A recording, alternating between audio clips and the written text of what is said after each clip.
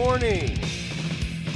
We are post week 8 for the college football 2019 season. This is Gridiron 360. I'm Bill. I got Dave sitting across me. Good morning. Man, the season has gone by quick, my friend. We are really getting down to the end of it. That's sad. So sad. How come we wait all this time? That drags on forever, and the countdown to the start of the season. Season gets going before you know it. We're here looking towards the end of the season already. Sad. We love football, especially college football.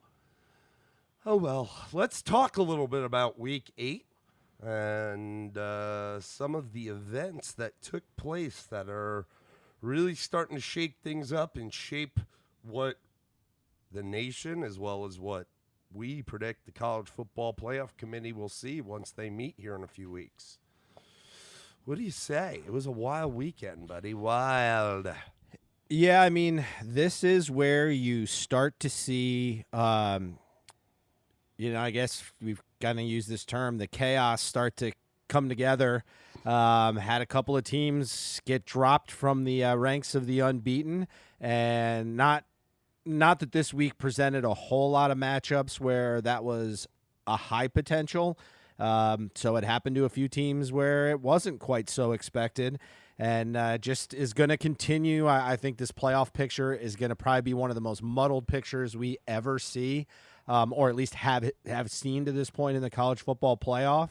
Not to say we won't get the right 4 teams, or certainly at the very least the right 2 teams playing for the title, but there's definitely been some shakeup, and it's going to lead to a lot of chatter about the likelihood of a few one-loss teams, at least one-loss team, getting into the playoff, and who's that team going to be? Yeah. In our preview for this week, we went in, and I don't think we had really highlighted any unbelievable matchup to keep your eye out for. I think the biggest one was the Oregon-Washington. Other than that, it was kind of middle-of-the-pack matchups. But I tell you, now that the weekend's over, there were some great games, some very competitive games with quite frankly, a lot of unranked teams versus ranked teams. Yep. We have some upsets, but I just think all around the landscape of this weekend didn't, going in, look like it was going to be super exciting, sans a couple games, but I think across the board it ended up being pretty exciting. Yep. Yeah, I agree. So we'll start out with going into the weekend. The number 1 team in the land was your Alabama Crimson Tide. Yeah. They had our good friends from Rocky Top on their schedule. That game was at Bryant-Denny Stadium in Tuscaloosa. So home game for the Crimson Tide. Big news out of this game: Tua Tagovailoa goes out with what appeared to be an ankle injury. Keep in mind, it was to his right ankle. It looked ugly. You had mentioned when we were looking at it that he was falling, so hopefully in the sense that he was in motion and his foot wasn't really planted, maybe the extent of the damage isn't so much. Still, it didn't look good. He did walk off the field, and if it is a high ankle sprain, the post-game, Coach Saban said he expects him to be out next week. Following week or 2, he should be all right to come back. Keep in mind, who do they have this week? They have somebody, I got it right in front of me. They have the Arkansas Razorbacks in Tuscaloosa, and then they have a bye before LSU. So, a couple weeks that they can let Tua get healthy, but a high ankle sprain, just like my man Saquon in the NFL for the Giants, that's something that can take up to a month. Now, Saquon committed himself to getting healthy, to get himself back on the field. He saw the field this past weekend. I guess that's after about like 3-4 weeks of being out. But, man, and he did okay, but that's really like on the plus side, I guess I should say, of where that injury usually has players, because a high ankle sprain can linger, man. It can go way over a month. I would say it's usually probably more on average to that 6-week, maybe even 8-week marker. but hopefully it's not that bad for Tua. If it does go further, and there's a lot of the people chattering about it to the point where they get to LSU and he's not available, that LSU is going to rock him without Tua. I don't know if they'll rock him, but it is definitely going to be in LSU's favor if that were to come to fruition. But let's talk a little bit about the game here. It was a closer game, I think, than most would have liked to see, considering Tennessee. They're now 2-5 after the loss this weekend, but they have just looked not good. I know that they kind of picked themselves up off the mat a little bit last week, got themselves a victory in the SEC, beating Mississippi State in their house 20-10. That also was with the Maurer kid at quarterback who got a concussion in that game, and so Jared Garantano was the starter this week for Tennessee. He got the concussion in this game. Oh, it was in this game. Yeah. Okay. He was knocked out early. It was in the Very first early. end of the first quarter, I think, is when he got knocked out. Okay. This was a late game. It was a 9 o'clock, 8 Central, because it was in Tuscaloosa, but I was still watching the Washington-Oregon game, which was coming to fruition, a couple closing games there, so I didn't see the first couple minutes. That said, I'm not a fan of Jared Garantano. I've said it before. I just don't think he's that great. And unfortunately, kind of reared its ugly head. Tennessee actually starts out scoring first in this game. So it's 7-0 Tennessee in the first quarter. Alabama proceeds to score 14 in the first, making it 14-7. But still a close game. And, the way things ended up proceeding, Tennessee was in range a couple times in both the second and third quarter where they walked away with field goals and where Alabama had touchdowns in that game. So that hurt a little bit. I think they were going into the game late, and it was like I think it was like 28-13 is what it was. Yep. And Tennessee is on pretty much like the 1-2 yard line. They do a little sneak, and Garantano tries to reach it over with one hand instead of keeping the ball secure before it even crosses the goal line. Gets batted loose. Alabama defender picks it up as it's jumping around the end zone and then proceeds to take it 100-plus yards the other way to the house. So where it could have been 28-20 after that, if they had actually ran a play that made sense, it ends up being 35-13, which was the final score. Yep. Yeah. The Mac Jones kid came in. Let me run through two. 11 for 12, $155, no TDs and a pick. Not great. This is prior to him getting hurt. Mac Jones comes in, 6 for 11, 72 yards through the air, no TDs, no interceptions. Again, not great. That's not going to get it done against some of these other teams. So, fortunately, they have Arkansas at home next week. I think that they'll be okay. I think they can lean on the rest of the team and try to make it easy for Mac Jones. Just get the ball in those playmakers' hands and let them win the game. Yep. I will say one thing we've been down on for the Alabama Crimson Tide is their run game. Najee Harris goes 21 carries for 105 and 2 TDs. Brian Robinson Jr., number 24, goes 7 for 40 and a TD. They got the run game going when Tua went down, which is a plus. I'd like to see it more than just when Tua going down, having to lean on it. You'd like to have seen it more this year, but when they needed it, it was able to come through a little bit. It wasn't pretty, but it was able to come through. Yeah. This game to me, one, it was a lot closer than the score indicates, the way it was being played.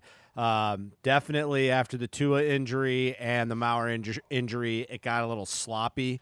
The things that Alabama used to rely on did come through in the defense, in the running game. I mean, I'm just going to say this, whether LSU would smash Alabama without Tua, the fact of the matter is Tua's going to play in week 2. I'll bet everything I got he's going to play. Now, the question or in 2 weeks, not week 2, 2 weeks, 2 weeks. Going to play in 2 weeks. I'm with you, baby. Can we rewind and start over? Yeah, I'd do it. I'd get more college football. God, I'd love to watch Florida State start over. But he's going to have to go out there. Here is the thing. There's just no way around it, because I just don't think, one, they don't have the confidence in Jones, and that showed to me in this game. But also the fact is that they have built their team this year, and probably rightfully so, given the strengths that they have around that passing attack. And you're going to go up against an LSU team, which is very different than the LSU teams that were strong in the past, where they are not a defensive team that just, grounds and pounds and plays defense either. They're a sling it all around, and you get into a shootout and you don't have your star quarterback. I mean, these are two Heisman Trophy frontrunners going head to head. Yep. Now, here's the part that is going to be the interesting thing, because I will tell you, I think Tua's going to play. I just believe he's going to start. Let me say it that way. Right. But here's the thing about it. If people remember from last year, there was a lot of rumblings about Tua being soft, not having a high threshold for pain, and playing through injury. Now, whether those things are true or not, only those on the staff, and more particularly Tua, know that. But if he does come out and he doesn't perform, or all of a sudden, a no limp and an interception turns into a big limp, and that might be something interesting worth watching. And I don't want to trash the kid. I mean, the kid's got a national title under his belt, is having a phenomenal season. I would rather him be healthy than to have this talk, but him being forced into playing, which I do believe is going to happen, because I just don't think that Alabama can stay with LSU without him. Same I would say about LSU. If they were to lose Burrow, I would think the same thing. Might even be worse. Yeah, so I just, that is probably going to be the interesting part. The good thing I saw is, and it's not always, I've seen guys walk off with season-ending injuries and look okay, but then you find out they tore something. So I don't want to just judge it off this, but I do like when he was walking up the tunnel, there was no noticeable limp. And they had to get him checked out. It's probably smart to sit him, especially knowing that you got, again, a high ankle sprain and that's probably not going to go away. It may not even go away if they make it all the way to a title game, and play in the playoff. That's the kind of injury. Yeah. Yeah, and you get hit a couple times at Auburn, because God knows that defensive line is going to come after him. It's hard to get that right without a significant amount of rest. So there it is. I mean, that's some of the chaos, even when a good team wins. Yeah. That happens, and it's an unfortunate part of it. Great point. It was chaos, and they won, but it was chaos. Yeah, they're hurting as a team right now because of this. And again, this was a much closer game. Tennessee was able to move the ball, brother. I mean, look, Garantano not really so great, but they were able to get some things done on the run, on the ground, in the run game. And their receivers, they helped out where they could, getting the ball in their hand, and it was a much closer game. I mean, there is chinks in that, historically vaunted defense. It's not that. And and you talk a little bit about LSU, man. There's some chinks in their vaunted defense, man. I'm telling you. Yep.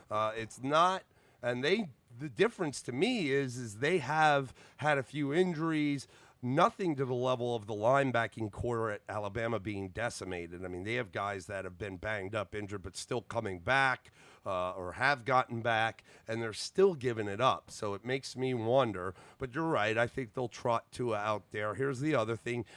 He's a lefty, so it was his right ankle. It's not his plant foot. It's his front foot that got hurt. So not that that's a great thing, but obviously much better than if it's his plant foot.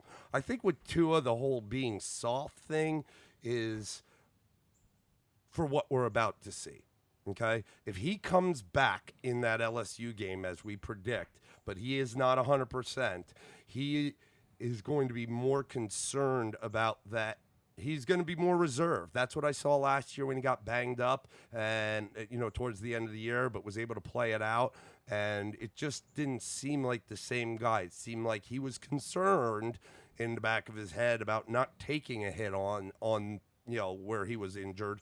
And as a result, his passing game was off. It didn't look as crisp or wide open, or that he was. It wasn't the same. So I'm wondering if he is able to kind of, as tough as it is, bury the pain, bury the concern of a not 100% ankle, foot, whatever it may be, and just go out and ball and hope that he stays okay. It's only natural, as a human being for you, especially in the sport of football, to have worries about, re-injuring or putting more damage on, an already weak foot or ankle, but in order to win, you got to find a way to try to bury that and not let that crop up in your head and just go out and ball. And if it happens, unfortunately it happens, but if you're going to let that linger, it's going to change your game, my friend. It's going to change the game. So yep. I think a lot is still to be played out there, but it's not good to see Tua go down. And you're right. Look, if Burrow goes down, they're done in my mind. I don't know who the backup is. Certainly hasn't seen the field at all this year because of the success of Burrow. But I give a lot of credit to that. I know Burrow is a Heisman front runner, is playing lights out. I give a lot of credit to that offensive coordinator. Can the next guy do the job for LSU if Burrow were to go down as good as him, running the offense? If so, they could be okay. I think Burrow looks great. Somebody this morning compared him to a Tom Brady, where he keeps his eyes downfield. He's able to maneuver the pocket a bit. We've seen him go outside the pocket, but he is kind of stay in the pocket and move around and keep the eyes downfield. He took a couple sacks in the game that they had, and we've talked about how to beat the GOAT in the NFL, man. You got to bring pressure up the middle, set the edge, and just give him all sorts of hell back there. And there are teams out there, fortunate for them, they got through Auburn, which would be the team that I would think could do that best. Yep. So, but there are other teams out there that have that makeup that you better watch out for, one of them being the Clemson Tigers, buddy. Yeah. Well, one thing I want to point out, too, with Alabama, and this might kind of go quietly in this game, but there was 3 times where the Tennessee Volunteers had drives that were 10-plus plays on offense. Started in the first quarter. There was a 15-play drive, and this is where kind of the game matters, is a 15-play drive only ended up with a field goal. That's killer. Yep. Can't do that.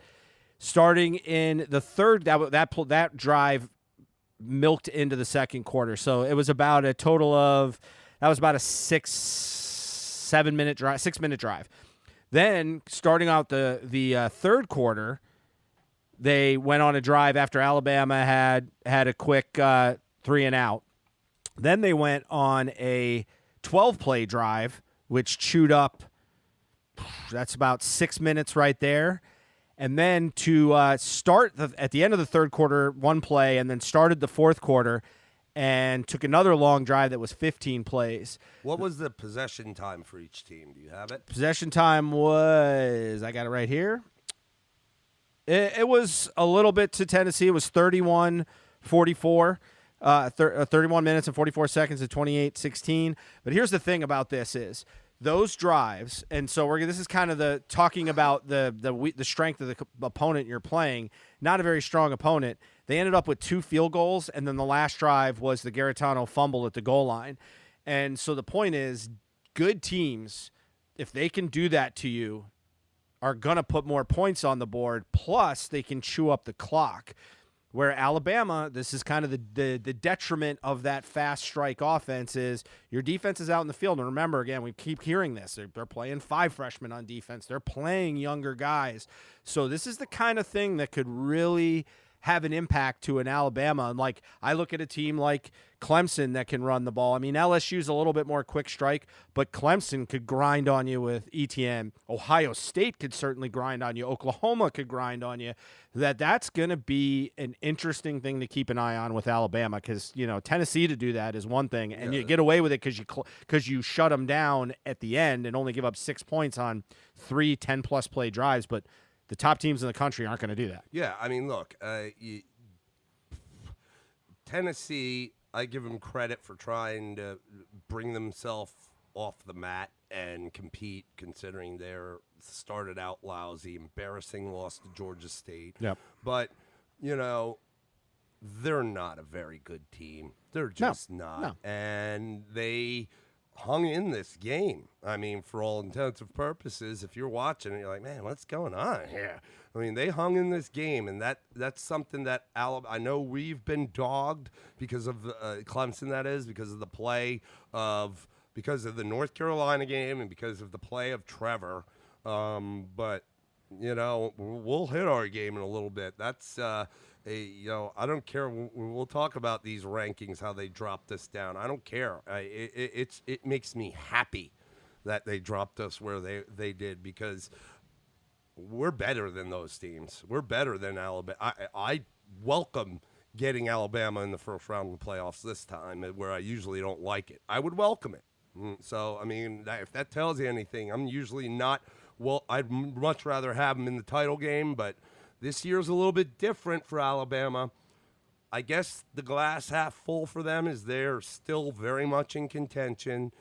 If it is a bunch of young guys, well, I don't want to, we're looking at 2019, but if you want to kind of start to look towards the future, if they got all those young guys on defense, they're just going to get better with time. So, yep. It's going to be a tough sledding for the rest of the SEC. If Alabama, I know Tua will go to the NFL, but that defense, I think, will come back to form in the next couple of years, just because they have all these young guys getting reps and experience. Yeah, and they're talented young guys. Yeah, very talented. So let's move on. Let's talk about the other team that's up there.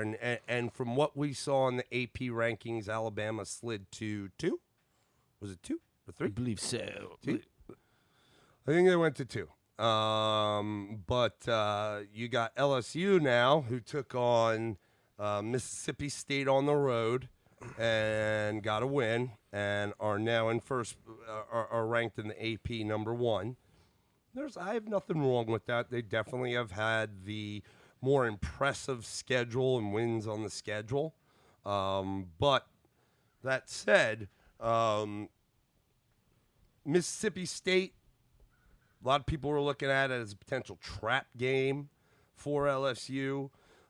It wasn't that. They controlled the game. It started off slow. It was 3-0 after the first, LSU, and then they explode in the second quarter and drop 19 to Mississippi State 7. Our man Joe Burrow, again, had a great day, 25 of 32, 327, 4 TDs, no picks. The running game, which was very impressive last week against Auburn, didn't get it going this week. Clyde Edwards-Helaire went 11 for 53. He didn't see the end zone. The rest of the running game didn't do anything either. There was no touchdowns there. Everybody else was held under 50 yards rushing. So it was all Burrow in this game. And you want to be balanced. And I know it's been all Burrow most of the year, but again, we saw against a good defensive front in Auburn last week, they were able to get that running game going, and that really was impressive. You've got to be able to maintain that. Now, of course, even Clemson has weeks where it's the passing game, not the running game, or vice versa. And maybe it was one of those, but they need to get it fixed, especially going to play Alabama. That running game, where I think that defense is susceptible is in the short intermediate, the run game where the linebackers are, and they need to get the running game going. Mississippi State, I tipped their hat for trying to for an effort and trying to have the crowd help them win it with all those annoying cowbells once again. More cowbell. How is that allowed? Like when they walk in the stadium, like, it's all right if they go through the metal detectors, whatever, they got the cow. How is that ever allowed? Like when did that come into play that they say, yeah, that's okay that you do that? I mean, can I go to a Clemson game with the Vuvuzela and just go crazy? Yeah. And we all go, Yeah. I guess so. I mean, like that seems to be, believe it or not, an enormous advantage. If you're going to their house and they're pulling out these cowballs, how it doesn't matter if it's not a big stadium. That is loud and annoying. And credit to their fans for being there throughout the game, trying to help their team along for a win. But look, they can't run the ball. Their quarterback Schrader was 17 of 28 for 238, a TD and 2 picks. That's not going to get it done. Yeah, he was pressing. I mean, this game was not. This wasn't that much of a game. No, I mean, it was in the first quarter. And then it just was like, then we saw, and I think that's really why the AP has bounced LSU up to 1. No, actually, I'm looking at the AP. Alabama's still number 1. Oh, they do? LSU is 2, then Ohio State, Clemson, and then Oklahoma. Okay. Why did I see that we were at 5? You maybe had someone projecting that. Maybe you caught it. Well, whatever. I like it. Go ahead. They should have put us at 5. Put us at 5. What about 6? 6? Good. Let's go 7. Fucking 13, bitch. Because quite frankly, there's some undefeated teams here that are in the double digits that I don't understand why. Yep. Okay. But listen, we'll wrap up LSU. They're number 1 now, deservedly so. 36. Sorry, number 2, deservedly so. 36-13 over Miss State. Who they got on their schedule next week? They have another. I think fairly. Oh no, they have a tussle. They have Auburn. They have Auburn. So it's the CBS 3:30. Auburn coming to town with the 1 loss to Florida. We're sitting at 9. LSU at 2. Yeah, man, this could be something. I look. Auburn's defensive line will get after you. I still believe it is the best D-line in college football. And just like I said, the way you beat Brady is with that front. You put pressure up the middle and on the edges, so there's nowhere to go. They're not Burrow, like Brady, is not the type to scramble a whole bunch. He's great at maneuvering the pocket and keeping his eyes downfield and delivering a ball in stride to his receivers. But Auburn's gonna bring it, man, and they have nothing to. They have. Well, at this point, they're probably like, well, we have nothing to lose, but they still do have everything in front of them. They could, if they win out, which again is a tall order. Oh, they will be if they win out. And I'm talking about the play. I'm talking about the championship too. Yeah. But they've got their resume will be, if they were to win out, their resume will be as impressive as anybody's in the country, even with 1 loss. So. Because you remember they also got the Oregon win. So if the worst thing that ever happens to them is losing to Florida all year, especially if they got revenge against Florida in the title game for the SEC, that could be interesting. Yeah. So there's so much to play for all these teams we're talking about. LSU looks every bit the part, as you mentioned. Get pressure with front 4, and we'll get into that when we preview it. But that's going to be a fun one. But LSU deserves where they're at. Yeah. They are as strong as I've seen them look in years, and definitely right now playing top 4 football. Yeah, I mean, you're right about Auburn, though. I mean, they've got everything in front of them. They could very easily make it. And everybody, beginning of the season, rightfully so, SEC East was Georgia's to lose. And they very well might. They very well might, because at this point in time, the struggles that they have, and we'll talk about the Kentucky game. Look, man, Florida definitely looks to be the better team in the East at this point in time. Definitely more battle tested. Yep. And if you're looking at common opponents coming off of we'll talk about Florida and South Carolina, but South Carolina coming off the big win between the hedges against Georgia. They get to go home in a sloppy game against Florida. They held it tight for a little bit, but Florida, flexed their muscles, and good teams know how to do what they did and start to separate and win that game handily towards the end. So, I mean, that's what good teams know how to do. Let's bounce to the next game. Where are we ranked now? 4? You're number 4 now. So we traveled up to Louisville to take on Scott Satterfield and the Cardinals. Let me say also something else. Alabama played Tennessee. That's a team with a losing record. Okay, they won just how they did. It wasn't pretty. They didn't blow them out. Same with LSU. They played Mississippi State, team with a losing record or at best 500. They won the game. Didn't blow them out, though. I wouldn't call it a blowout. I mean, they got going good, but Mississippi State still, and they kept their starters in both those teams, just about towards the end of the game, all the way through. Clemson goes up to Louisville against the team that was 4-2. Louisville had a winning record.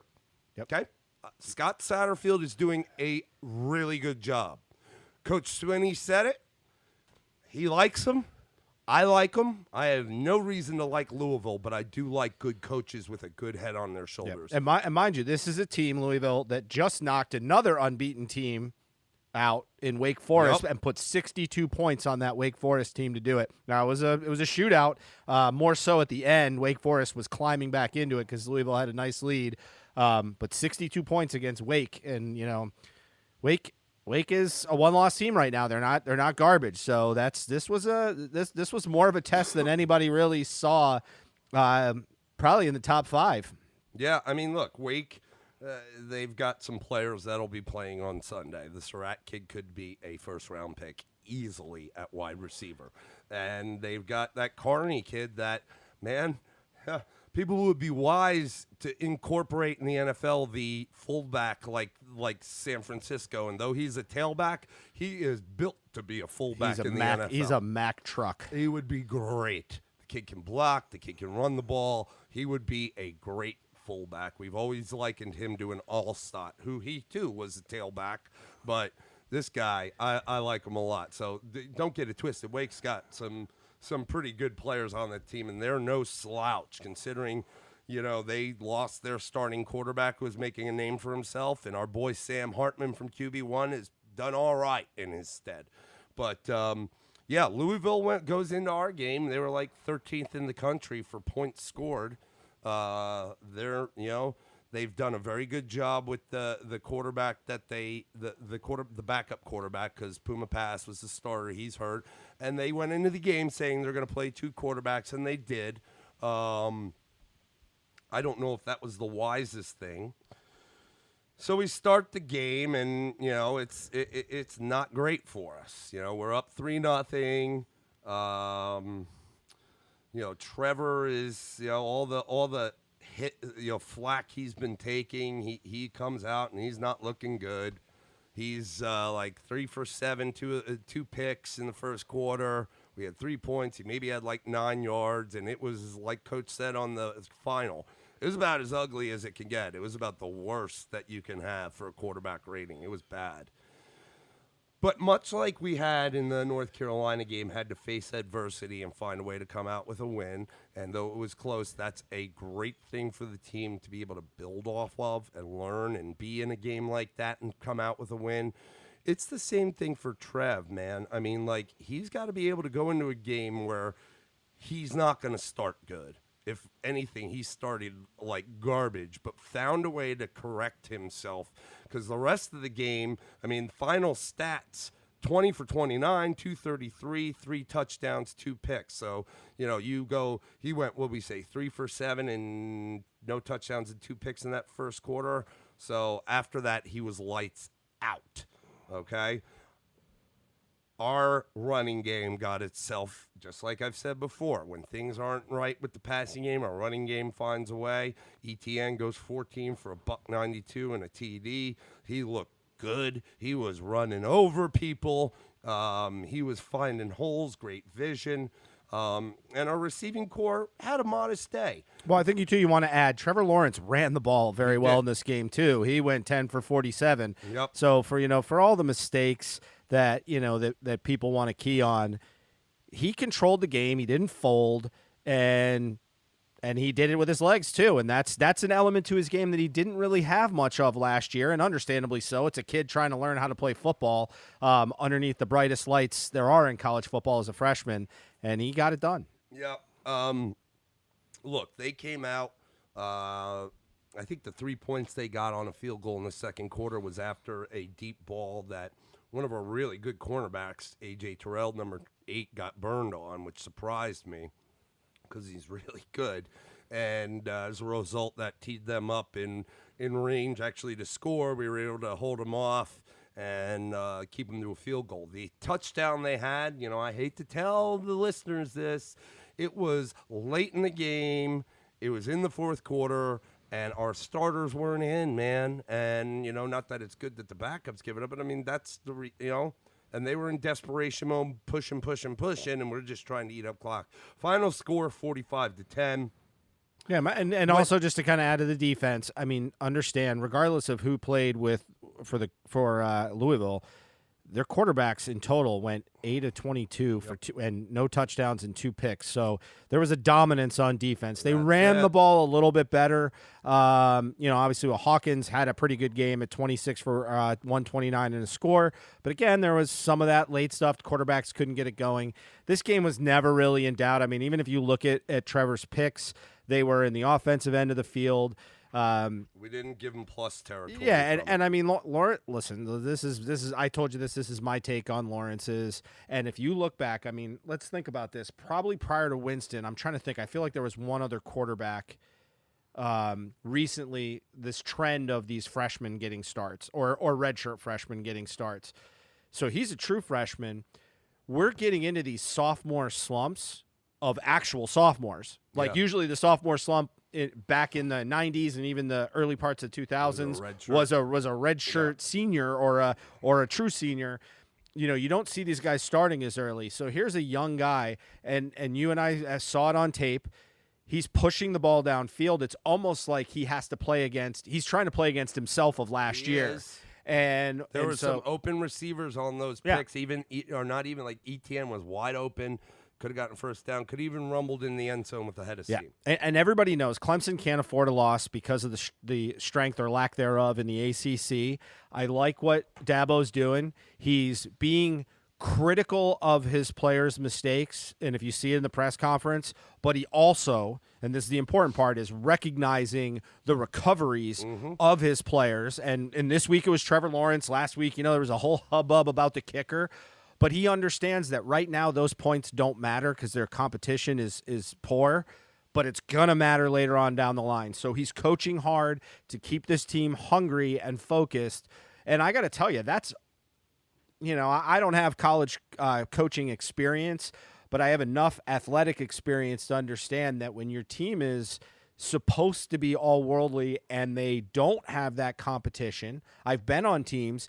It is hard to stay focused. It's hard not to play down to your competition, and they're doing it. Again, look, this Louisville team is no joke. Yeah. They're not phenomenal, but they can beat you if you're not bringing your game. They didn't bring it. It didn't matter. 45-10, bro. And coach said, they didn't stop playing. Yeah. They kept playing even though they were losing. They kept playing and playing hard, and I give the coach of that team credit. Yeah, and LSU, as an example, right now has not played with a whole hell of a lot of adversity. Ohio State has not had to play with a whole lot of adversity, and I'm not faulting them for that. I mean, there's something to be said for playing a complete game, but there's going to be adversity in January. Correct. And for everyone. That's what I'm saying. We had adversity as a team against North Carolina, but it's also good to see having adversity from our star quarterback and able to turn it around in a single game because it was ugly. I mean, I'll be honest, we were watching, do you bring Chase Bryce in the game just to kind of let him cool out? Not that, and Chase is good. But just to kind of give him a minute, and they didn't. I will say from the whole kicking thing, I guess it worked. B.T. Potter, he had one field goal that he had an attempt for that he made, but it was a 51-yarder, man. I mean, he's got that leg. And he drilled his extra points. He drilled it. The one thing that I've been concerned about our team in the past years that is still kind of is our punter, Will Spires, man, averaging 36 yards a punt. It's not going to get it done when you come down to crunch time. I didn't know you guys punted, at least not after watching us. However, Spires, to his credit, when we played Alabama, had probably the best game of his season last year. So if he's just going to get better, all right. The biggest thing for me is the defense. It doesn't look right. I still feel like our run D is not what it should be. But I will tell you something, dude. Statistically, it is better than last year's defense, some way, and they get it done. It's like they'll give up a few plays, and you're like, oh my gosh, this team's driving on us, but then we'll get the ball back.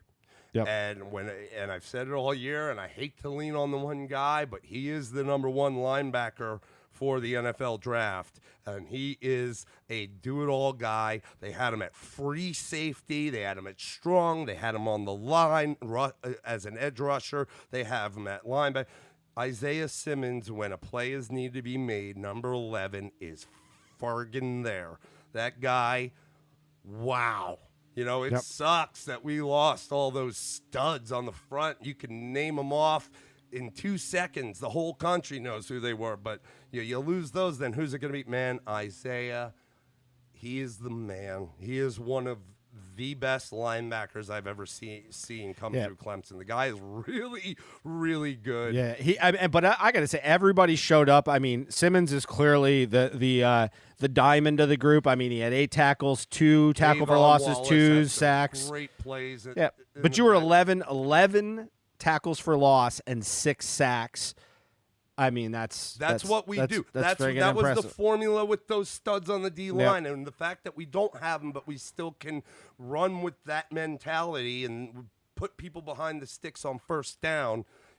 That's what we do. And so, look, at the end of the day, Brent Venables, this guy continues just to amaze me. He just continues to amaze me. He's so good.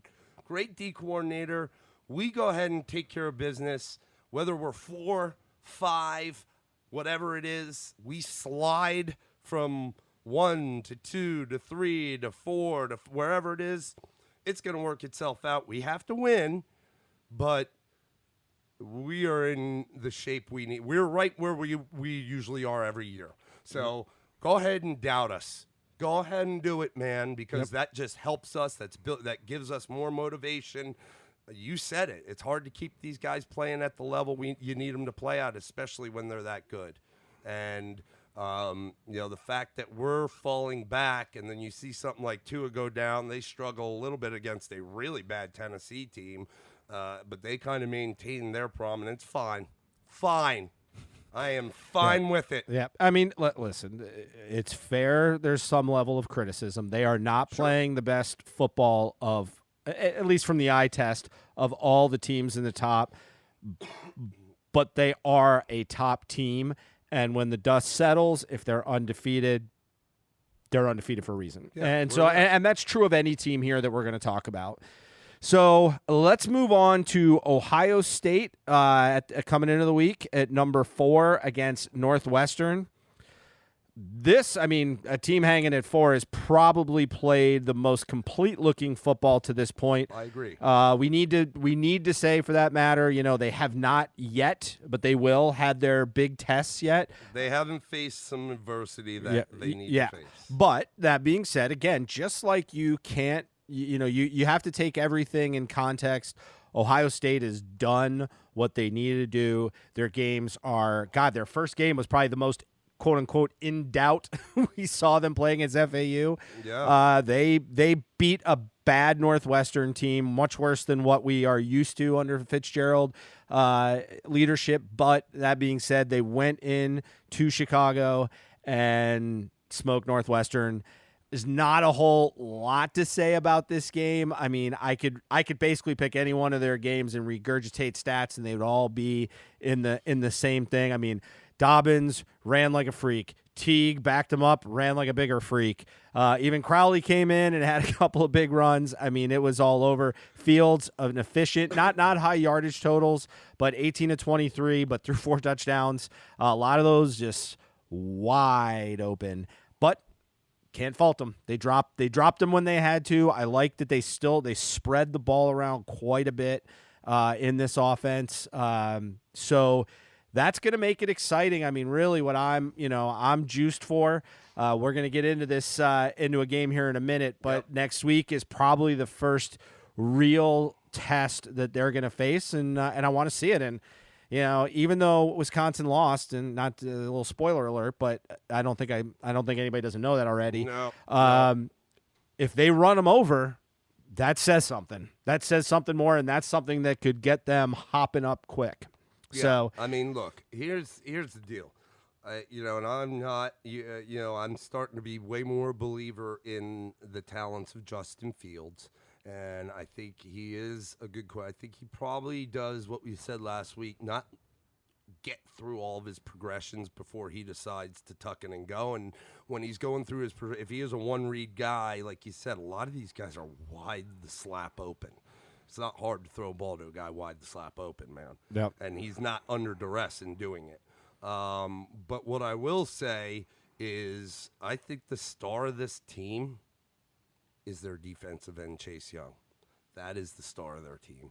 That guy is in the backfield every play.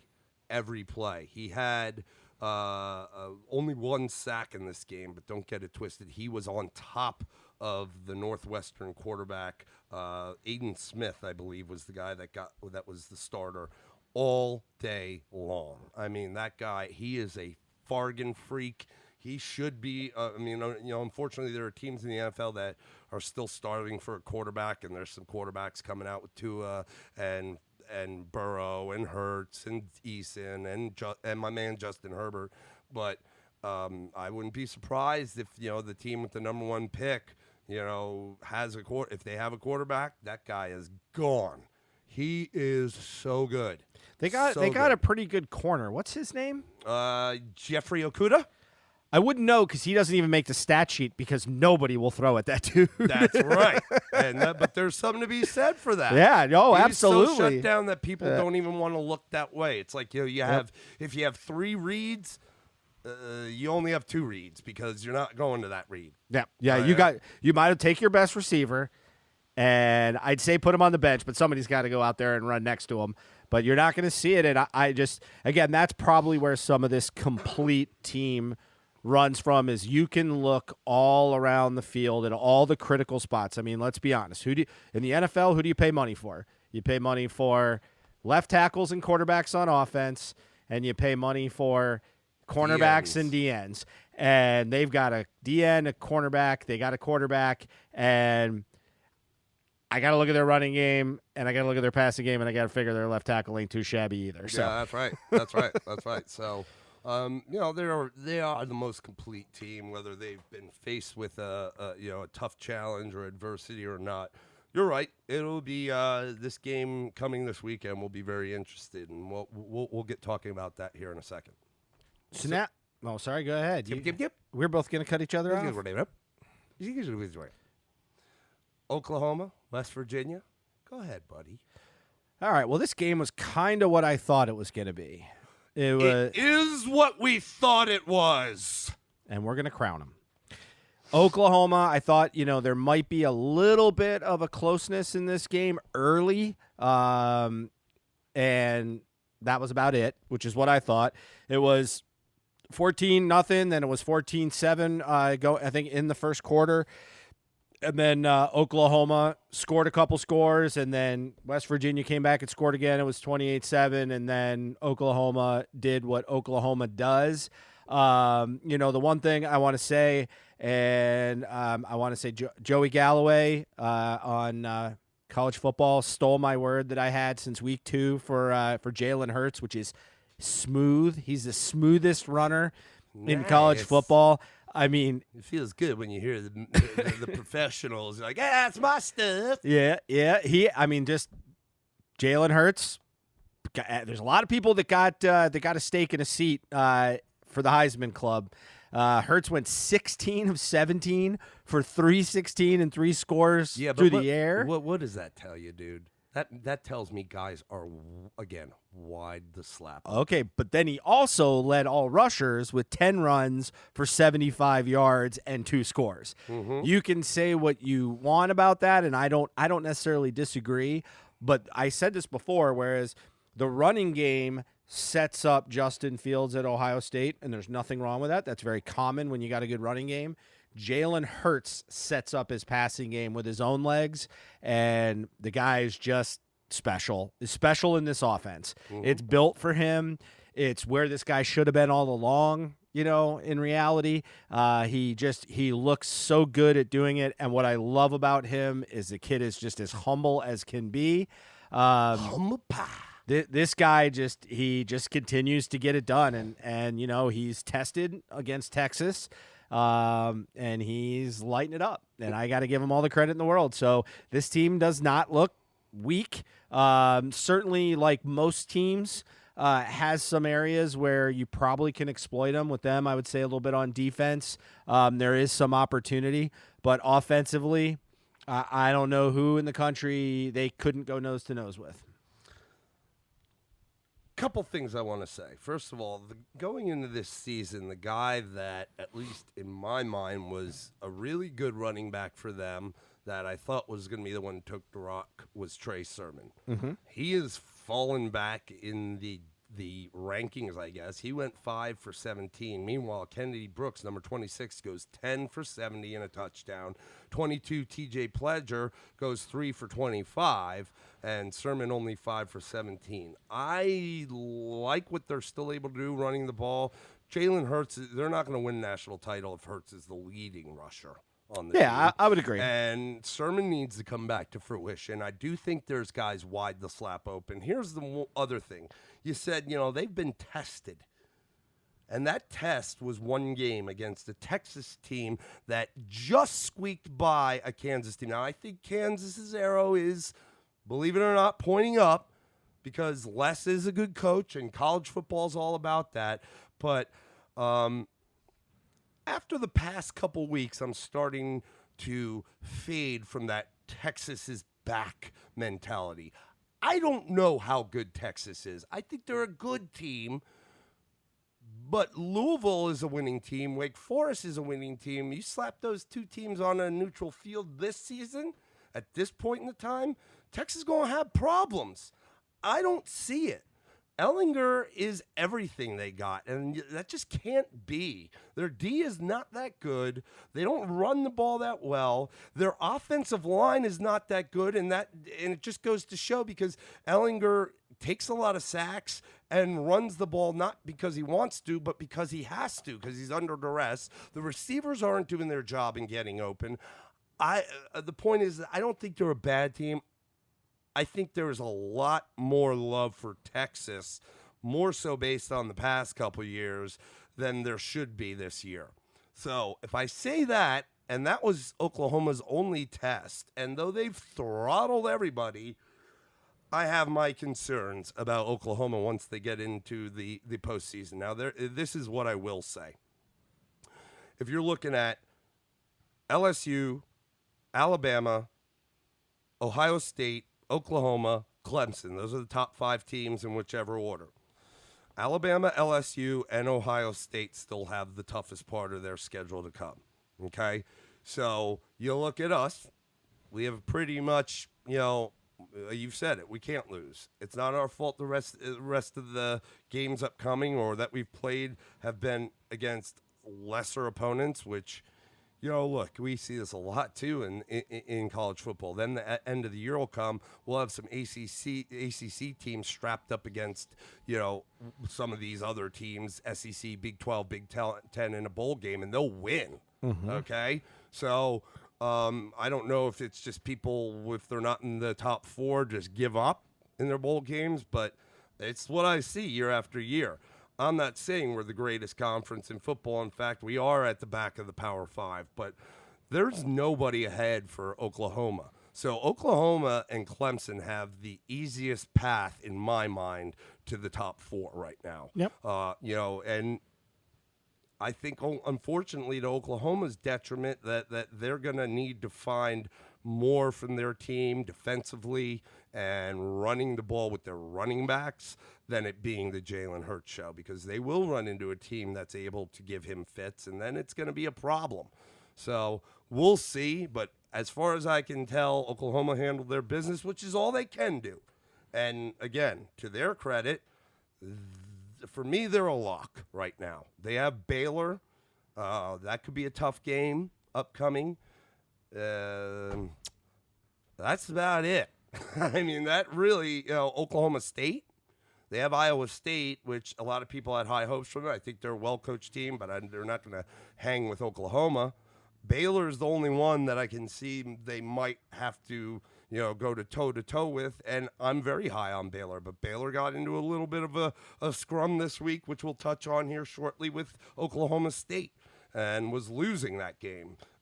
Just to be able to pull it out at the end. So I don't know. I mean, Oklahoma is definitely deserving, but it's that next phase. Once they are crowned as a top four, are they able, and they have a month off, are they able to kind of get themselves where they need to be to take the next step? Because just remaining the way they are is not going to get it done.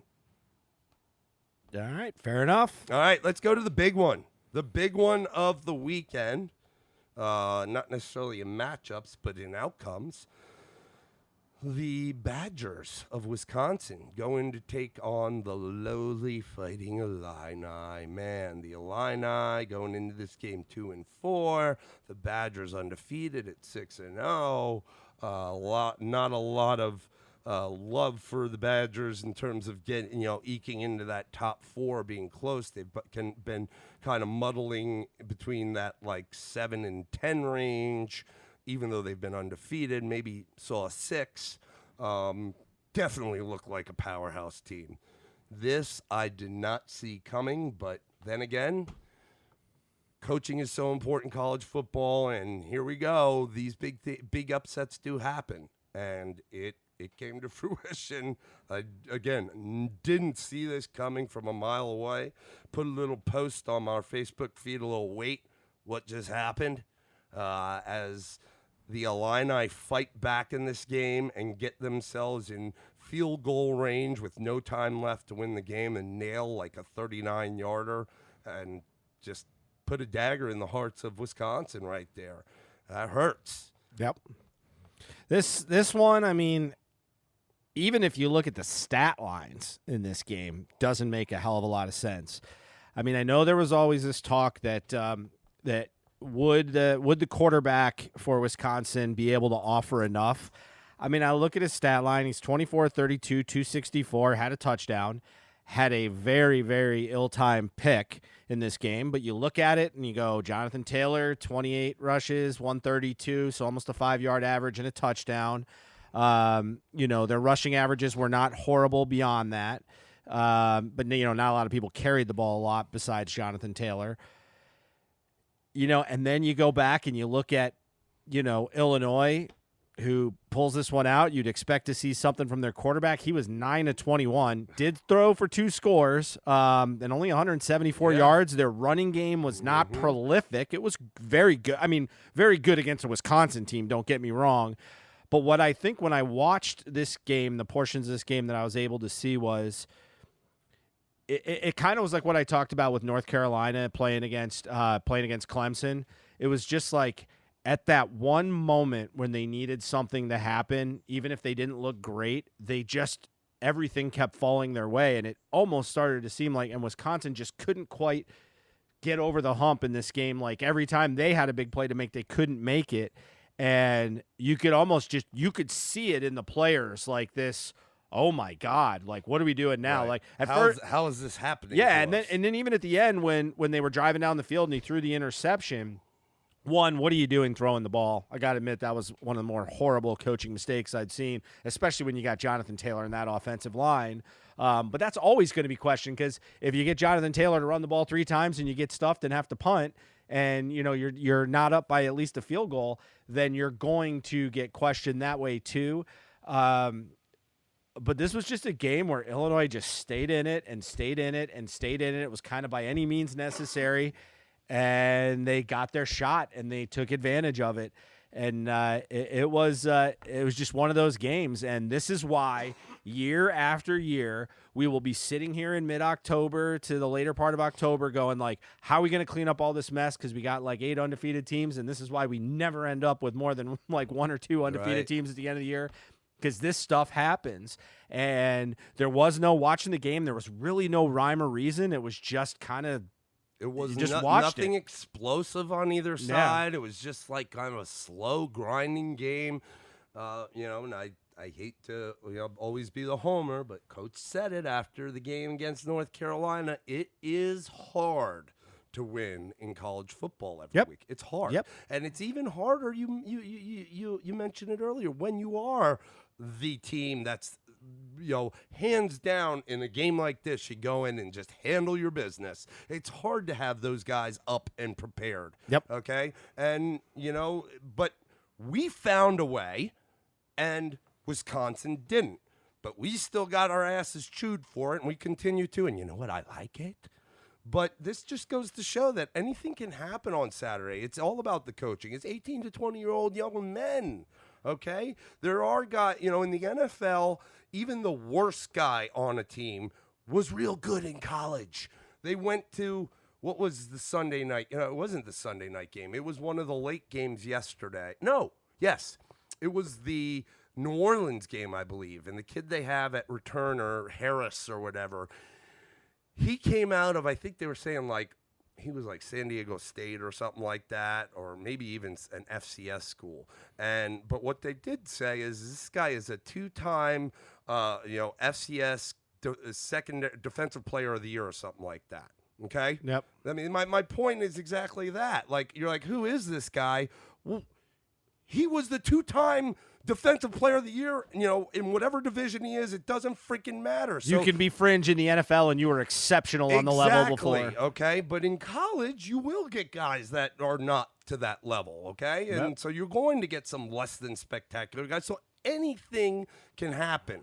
You have to have everybody on the same page, all 11 on the field for your team, whether it's on the offense or defense, doing their job to a high level, being motivated and clicking on all cylinders. And even if that weak link is, even if it's just that weak link that's not getting it done, it could cause disaster. Yep. And to say, at this point in the year, I would say going into this week, Wisconsin was the second most dominant team in college football to this point. Yeah. Not meaning that they were the second best, but just the second most dominant team in college football behind Ohio State.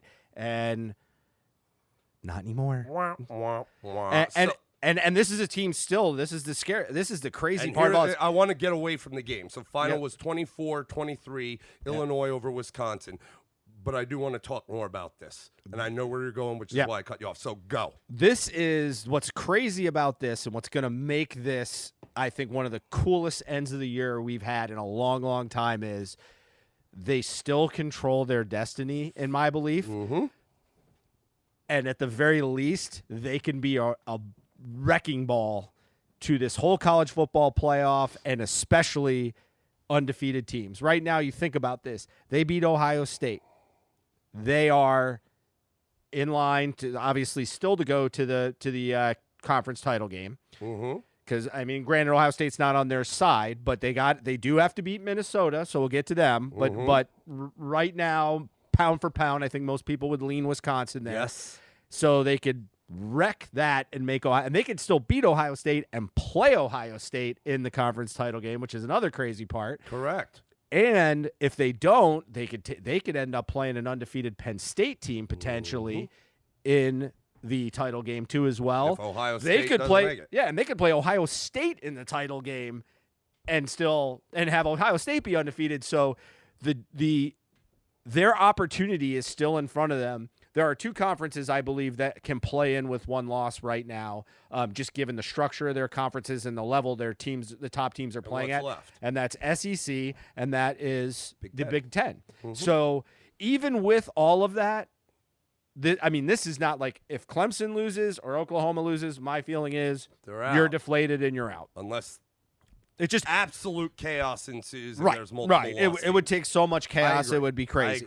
And the likelihood is very minimal. That's why because I said they play Oklahoma and Clemson have the path, because the other teams that are ranked up there, they still have a very tough road ahead. There's just not that other team to help them jump where they would need to. Now, Wisconsin, on the other hand, can still control their destiny. You think so? You win the Big Ten, you're getting in, as long as you don't have two losses. You can't have two losses. So I will say this: if they lose to Ohio State and win the Big Ten, problem is that's going to be a problem. But if they win out, though, and they're being looked at with maybe another one-loss team like an Oregon, the loss to Illinois as opposed to Oregon losing in the last 9 minutes to Auburn just barely is going to keep Wisconsin out. Right, but here's what Oregon doesn't have. Oregon doesn't have 2 wins against 2 teams in the top 5. This is true. But So they it's all still have resume. It's all resume. They still have Oregon still if they run the table because of they beat Washington, they still will have to play most likely in Arizona State or no, I'm sorry, Utah. Utah. Yep. Okay, so and Utah was looked at very high at the beginning of the year, and their loss to Southern Cal really, put a blemish on them. Sure. Again, that could really hurt Utah, and Utah could be looked at high. And if they're playing Oregon goes to the Pac-12 and they beat Utah, and their only loss is at the last minute to a good Auburn team in the SEC, just barely. Oregon's going to get a nod. Okay, but let me say this. Okay, so in that scenario though, this is the part. And again, there's no guarantee of anybody doing anything. Right. It's just the possibility. Now, what I'll look at is I don't think just because Wisconsin wins out and has 1 loss that disqualifies Oregon. Because now, let me give you that scenario back at you. I think the likelihood is people are saying like, oh, there'll probably be 2 teams in that scenario from the SEC. But I would say to you this. So LSU, I'm just going to make this scenario. LSU loses to Alabama. Alabama runs the table and wins the SEC. Yep. So what you're going to do is you're going to say, well, Alabama's really good and undefeated, and LSU's loss is better. But LSU doesn't win their conference, and you got 2 one-loss conference winners. So, again, this is what I love about this. That's where the chaos will ensue. Yeah. And for what if that does play out, for what LSU has gone through this year, it's going to look great compared to these other conferences, even if they are the conference champs. So somebody this year, this is kind of the hard part. Well, I think it's going to be like Ohio State. It's going to be like we've had this past couple of years where there's a question mark on usually whether Georgia like 1 or loses. 2. Yeah. 1 or 2. This could be a year though where there's 4 or 5 teams. Yeah. And what's interesting is I don't know that I can't remember a year where I've seen this many critical playoff games being played this late in the year on a repeated basis. We're not talking. I mean, because we're talking about 3 teams in the Big Ten right now that have the most legitimate shot to win the Big Ten. And even still, got to keep Wisconsin in there, Penn State and Ohio State, and they're all going to play. Dogging the Flexster, man, and rowing the boat. Okay, Dogging okay, the boat rowers. all right, fair enough. Come on, Dad. They're Okay, too. so 4 teams. So I'll throw Minnesota in. You're right. That's not fair. But then I'll also look at the SEC, and you got Alabama, LSU, and realistically, you've still got Florida and Auburn because they're both one-loss teams. Georgia, yeah. So you got this mishmash of teams playing each other, and I guess the point is, I think at the end of the year, it may not be crazy to see 2 undefeated teams and 6 or 7 one-loss teams. Yeah. I'd have to look at the scenario to see it play out, but my point of it is, it is going to come down to how you evaluate resumes. So does losing to a team like Illinois but winning your conference beat a team that loses to a top-ranked team, a top 3 team, but doesn't even play for a conference championship? Like, you have to – everybody's going to have a different spin on this. They're going to justify this in different ways, and that's what's going to be interesting to see how that plays out. Okay, well, and we will talk about this more in the preview for this week, but I do want to touch on it here. Okay, so here we are. Wisconsin takes a bad loss, okay, and now they have to go on the road again to the Horseshoe. Yeah. Man, if you don't think Wisconsin's got look, nothing lights a fire or motivates a team more. Now they're not undefeated, so there's no reason to find ways to motivate this team. They're motivated after taking this loss. Yeah, if let me say this. So if they this lose, game, and in particular, if they lose handily, then they never belonged in this and they were a fraud. But they may not be. Woo! I am excited. Wisconsin, Ohio State, buddy. I will tell you right now. Is that going to be a nooner? They like to play noon games. That is going to be a noon game. Nice. Okay. And I'm sure it's ABC. I'm sure it's going to probably be the game day game. Well, no, it wouldn't be. Game day would be at night. The game day game of the week is usually the prime timer. Oh, well, that's probably going to you got LSU Auburn. That might be the well, no, we no, said but that's that's a 3:30. Oh, maybe it might be Notre Dame, Michigan. I think that's a travesty, but it might be because that's a night game. Yeah. Let's see. You said it was Notre Dame, Michigan, and I'm scrolling through, and I don't even see it. I'll come up to it in a minute. But I tell you something, this is setting up very nicely for Ohio State is going, I don't care what you say. This is the game where we're gonna see, that's gonna separate the men from the boys in my mind. This is a game where they will have adversity. Let me blow your mind right now. Wisconsin beats Ohio State. Auburn beats LSU. What? And it very possibly could happen, dude. And this is just awesome. This is awesome, especially for a Clemson Tiger, because we're gonna, what we're gonna do?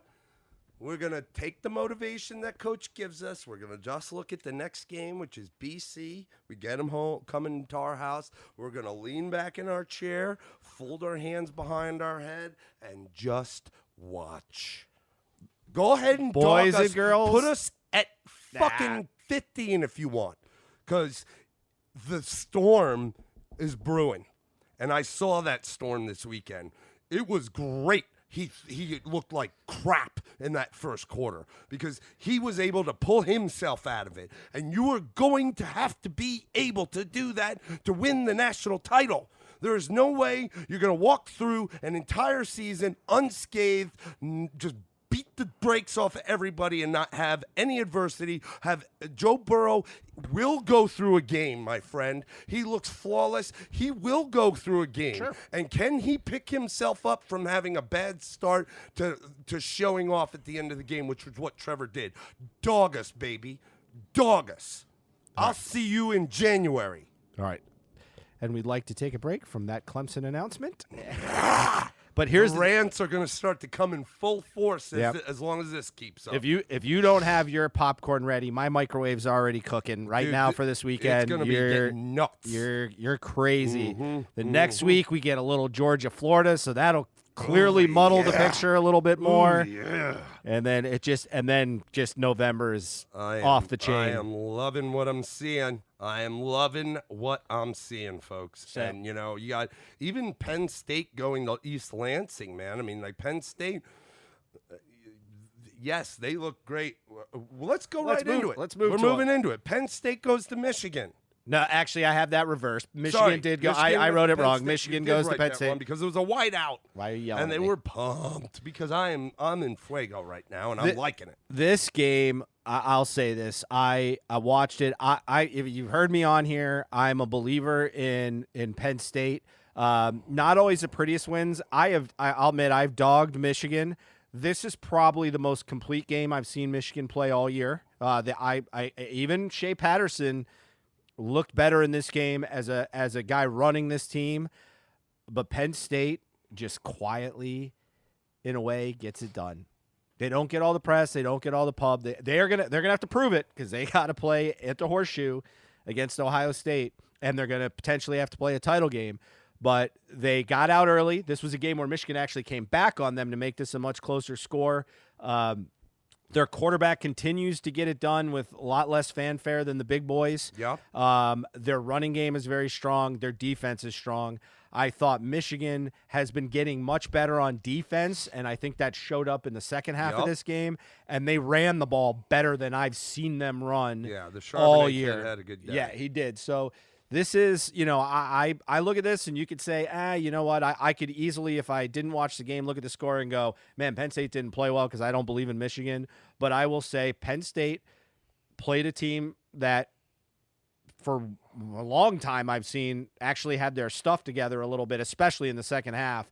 And it was an interesting game, but Penn State held on. They played well. Their kid, Hamler, is that his name? The receiver? Yeah. Oh, my God. And there was a little bit of a love fest between him and his quarterback after the game. I didn't like I felt eerily uncomfortable watching that. But that kid is the kid's name is KJ Hamler. Yeah, he was 6 for a $108, 2 TDs. He's just lightning. The kid is so fast that they're just awesome. Penn State they're a running back by committee. Usually roll with the hot hand. They can go with Slade. They can go with Kane. Brown. Yeah, they really got 4 guys that they can hand the ball to. I like this team. Again, a team that's, had a couple of battles. They had a tough game against Pittsburgh at Pittsburgh. And Pitt's through the course of the year, put together an amazing defense, especially when you consider they lost 2 of their starting interior linemen who were very good. And even though you can't quite figure them out on offense, some games they show up, some games they don't. But their defense has been pretty stout all year and gotten better. Surprisingly, that is usually a pretty stout defense. Don't forget who now is the 2-time defensive player of the year. Yeah, he went to Pitt, and that is Aaron Donald. Okay, so they're not a team that you can just overlook. Michigan was, we're talking about all these games. Just like I said, Louisville had a winning record. Michigan had a winning record, man. They're ranked 19, okay? So it was a game, and you want to see they faced adversity against a ranked good team, Penn State did, and was able to pull it out. The Clifford kid, I don't think he's spectacular. I don't know if he's a team that can lead, the Nittany Lions through the playoffs, but I'll tell you this, he's, and his stats, not phenomenal, 14 for 25, 182, did have 3 TDs. He also ran the ball 11 times for 17 yards. Not great, but he did have a TD. And, I'm watching him, and he's not out of this world, but he's been getting it done, and it seems like every week he's kind of maturing more. I don't want to say getting better, but maturing more with the offense and the way Franklin wants to run it. The 2 balls he threw to the Hamler kid, they're talking about it on the final. They weren't dimes, ladies and gentlemen. Throwing a dime is just like zipping one, usually into tough coverage, right in the breadbasket. But what they were was just these high floaters that he throws well, and that's okay because he allowed Hamler on both of those. First of all, it looked like Hamler was in one-on-one coverage. If that guy's so good, why are you going one-on-one with him? He was one-on-one coverage with 5 yards to work with. Yeah. Okay. Second of all, he threw the ball. The Clifford kid threw the ball. Maybe been just high, but it hung in the air long enough and had good trajectory and was forward throwing in front of the receiver so that receiver could play center fielder and just run underneath the catch. And watch, even the best quarterbacks, this is what I like the most. If you watch the best quarterbacks in college football, a lot of them will miss that throw because they will flatten out that throw and try to hit the guy perfectly in stride rather than making sure he throws a ball that's catchable. I'm looking at you, James Blackman for Florida State, and miss it and overthrow guys by 6-7 yards. And he just made sure his receiver could get that ball. And they weren't. It's not like they became contested because he arced them. But again, this is what he knew. Look, that's okay. He saw the one-on-one, and he knew he had there. And he said, that's the smart thing to do. I'm going to throw it out there and with enough arc to go and get the ball, and it looked good. And the love fest that he had for his receiver, he obviously knew even before that, had plenty of confidence because he's like, this is the most explosive player in college football is what he thought. So he knows in his mind, my boy is over there. He's got one-on-one. All he needs is a step, and I can just chuck it up in the air. That's smart. That's smart play. I got to hand it to him. On the other side of the ball, Patterson, 24 for 41, 276, no TDs, 1 pick. It was, especially at the end of the game, maybe one of his better games that you've seen him play. But, he's not a winner, man. And, that's unfortunate. As good as it might have looked in terms of, him really putting up a fight against a good team, he's not a winner. And that is a fast, really good Penn State D that had a tough time against a less than, because, Michigan, what they're good at right now is their defense. Their offense is less than desirable, and they put it to a really good defense, or so we thought, fast defense in Penn State. But, Patterson's just not a winner, man. He's just not a winner. He's not a guy like, it's all right, we have plenty of time to drive the field and win this game on this last drive. I have the utmost confidence in Shea Patterson. He's not that guy. No, but I want to say this. In some fairness to him, he did hit, I think it was Bell, in the hands in the end zone, and Bell dropped it on one of the plays. And so then that he was went to the sideline and he was crying. Yeah, and he was crying. So, but the point is, he's gonna cry himself to sleep tonight on his gigantic Bella. Couldn't let it go. But that being said, again, I rather, there are games I watch where I watch teams play down to their opponents. I want to say this one you had to have the eye test for. Michigan played up to Penn State, like I said, particularly in the second half, and really made it a game. Again, it was 21-7 at halftime, and Michigan scored, made it 21-14 in the third quarter, and then it was sevens in the fourth quarter up. So this is the kind of game. Again, there's some rivalry here. There's obviously history. This is the kind of game that you do want to get into if you want to be able to make it at the end of the season. You got to win, of course, and that's huge. And it just sets them up for just a heavyweight title fight with Ohio State. It is, and look, we've been harping on this whole cast is adversity. I mean, like, regardless, that was a winning record team. It's not a slouch team in Michigan. It's not Tennessee. It's not Mississippi State. I mean, I don't think very highly of Harbaugh and Michigan, but I'll tell you one thing: they'll beat Tennessee and Mississippi State as well. Yeah, playing like that, they'll beat them handily. Yeah. So, and certainly Northwestern, who Ohio State faced, and even maybe a West Virginia that Oklahoma faced. Yep. So, they faced some adversity, Penn State, even though they kind of were in the lead the whole game. They still had a little adversity, and they were able to pull it out, and that can go for miles and miles moving forward. Yep. It is just setting us up for awesomeness. Well, listen, we've spent a lot of time on these games, rightfully so. They were all critical games. In fact, we saw, Wisconsin, take a hit, but they can recover.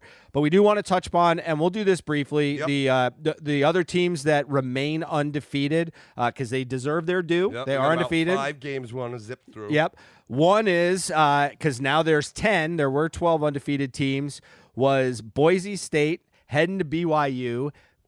BYU is classic for this, not necessarily against Boise State. Giant killer this year, I'll tell you. Yeah, and they've played the few games they've lost against good teams. They have played them tough, and they go and beat Boise State. And I got to tell you, I got firsthand view of Boise State this year. Yeah,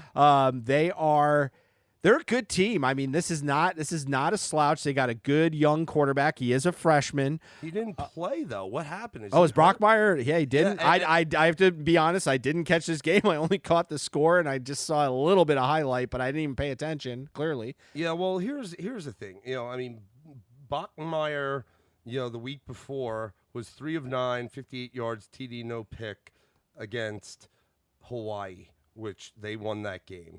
But I don't know if he got hurt there, and which is why he didn't play that game. The week before, they get UNLV. He was 19 of 30 for 299, 2 TDs, no picks. I guess where I'm going with this is there was a lot of pub about Bachmeier, and rightfully so, especially after he showed off against you guys. But I think he's starting to come back down to earth as a true freshman, and now he's hurt. He's hurt. He didn't play this game against BYU. Yep, you're right. Yep. So again, this is how it happens, and this is kind of, I'd say this is an example of why the group of 5 generally struggles to to really get considered legitimately, is because games like this happen again. Remember UCF and all the pub with them, and they're 2 losses deep into the season. So Boise State again takes a hit, and that definitely knocks them out of any sort of discussion. Not that they were really deep in it. So that moves us on. The next game was against. Before you move on, Sure. I really do like their head coach at BYU, the Kalani Sitake. By the way, born October 10th, 1975, 5 days after Daddy. Nice. He is good. I do feel like that the team plays with his mentality. Sure. He's able. So they're a thorn in people's side. That is a 3-4 team that is probably the toughest team with a losing record right now in college football. Yep. Yeah, absolutely. Then we move on to this one's kind of interesting because Temple has been slaying the dragon, as we mentioned earlier this year. Goes to Southern Methodist. This undefeated game undefeated Southern Methodist. Yep. And they are and honestly they handled this game from front to back. I mean, this was never a contest.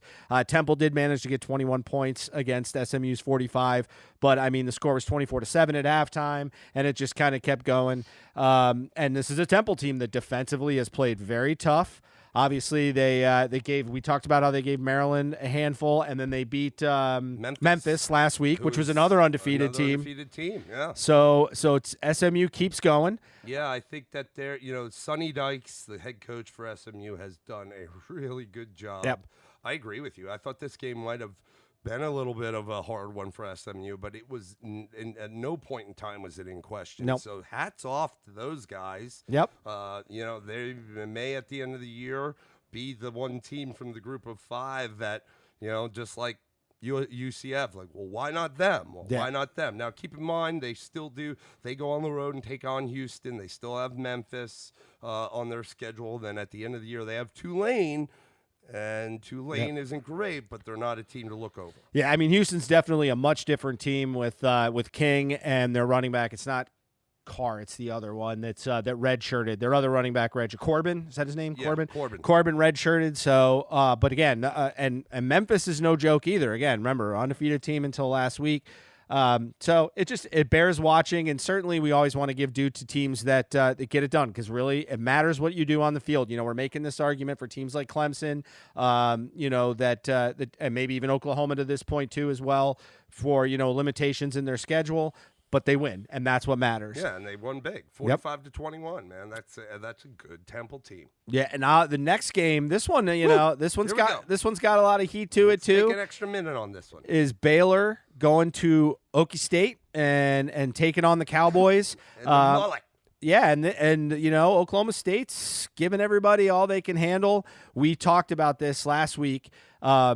They got a running back in Chuba Hubbard who is incredible, just awesome, and this is a guy again who was, what I say, it was like 250 yards better than Dobbins and Jonathan Taylor. I mean, those are the big names in college football in the backfield. And he didn't, even though they lost this game, I give Baylor a ton of credit. Won this game 45-27 on the road. This is a big, big win, and will open some eyes here in the Big 12 as they got to finish out.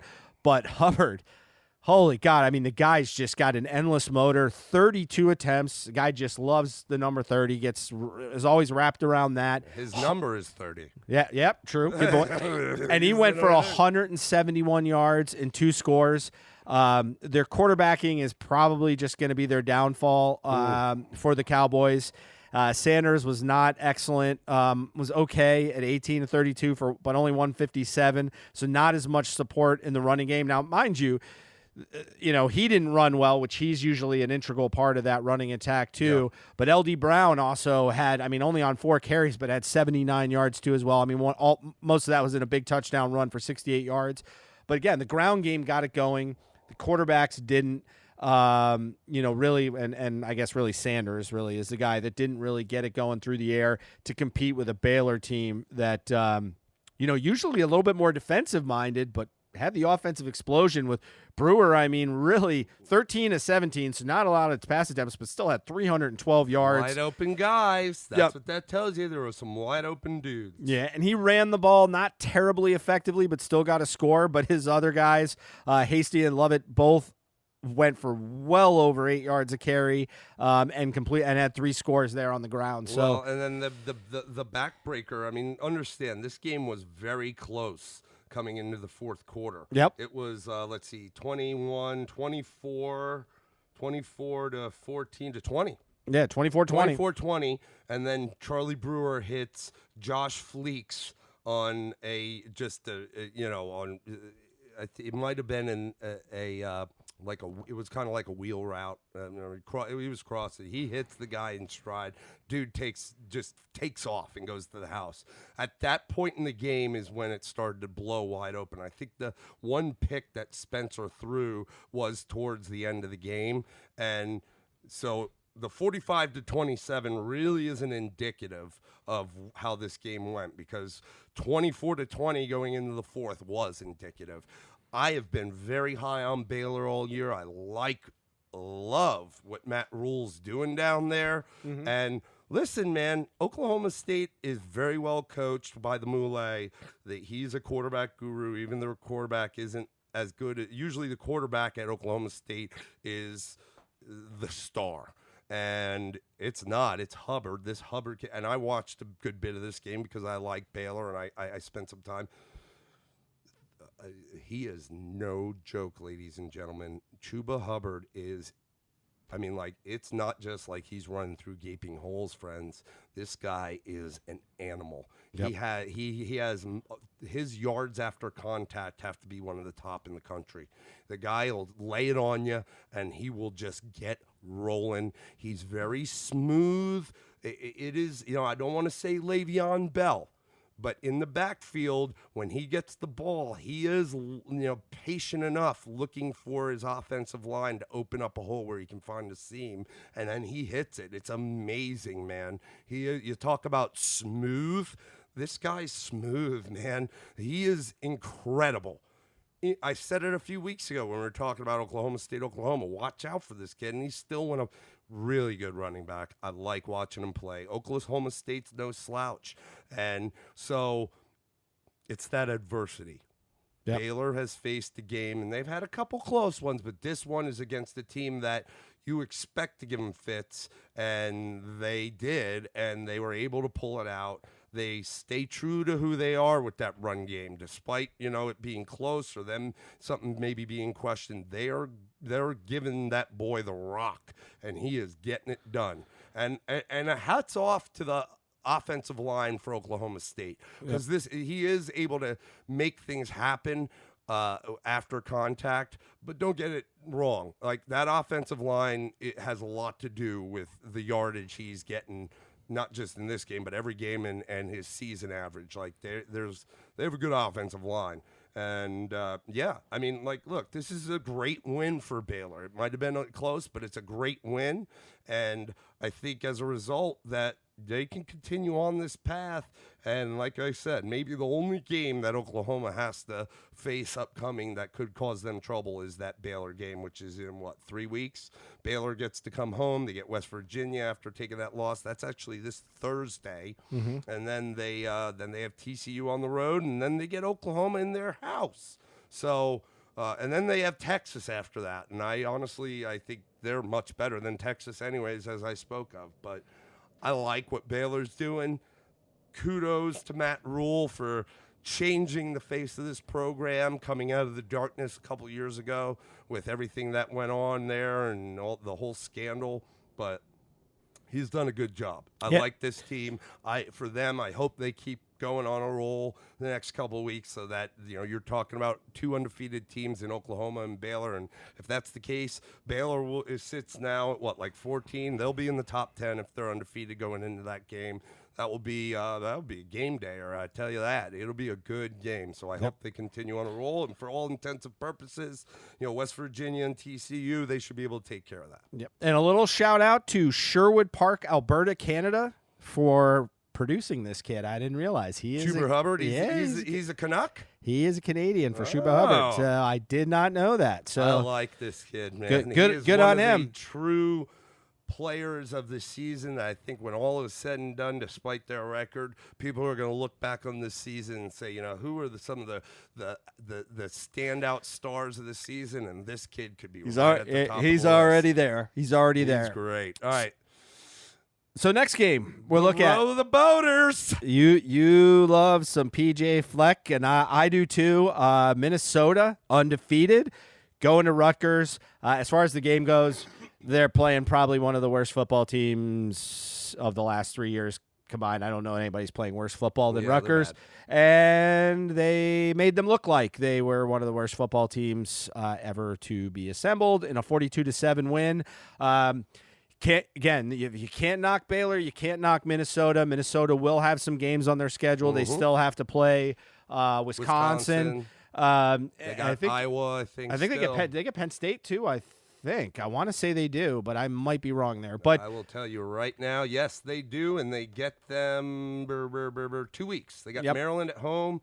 They got Penn State at home. They got to go to Kinnick to play Iowa. They got to go to Northwestern, and then the last game is at home against Wisconsin. Yeah, so they've got a schedule left to play, and I'm not ready to just by the eye test to put them up top, but the simple fact is they're a good team that's undefeated. Well coached. Yep, and they're beating teams. They're able to run the ball, able to throw it around a little bit. There's just really they can hit you in different ways, and they're the kind of team that's going to creep up on one of these big teams. At least the ones in the national spotlight, and give somebody hell. And we're going to see who that's going to be. But I will tell you, there's going to be a game that they're going to be in that I believe they are if they don't beat somebody, they're going to make somebody stress to a heavy level. Yeah. So of those remaining teams. I like what Fleck's doing. This is what I think everyone thought would become of Minnesota when they brought him in there.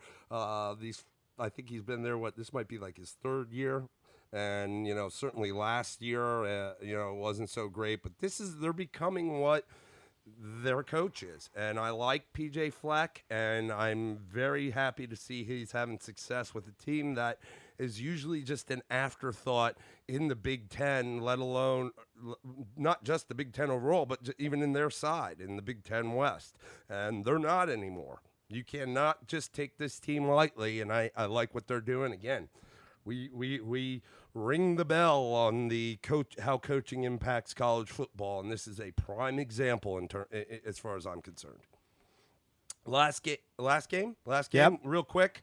The only other undefeated team that we wanted to mention was App State. They get University of Louisiana Monroe come to town, and they handled their business. App State is. It's tough losing their whole coaching staff. I think that's really the thing to be said. All those guys, Scott Satterfield and a lot of his guys who are now at Louisville doing a tremendous job. They were the guys that really kind of put this team as a team that can be a giant killer, as a team to not overlook, and really as a team that went from D2 to D1 underneath him.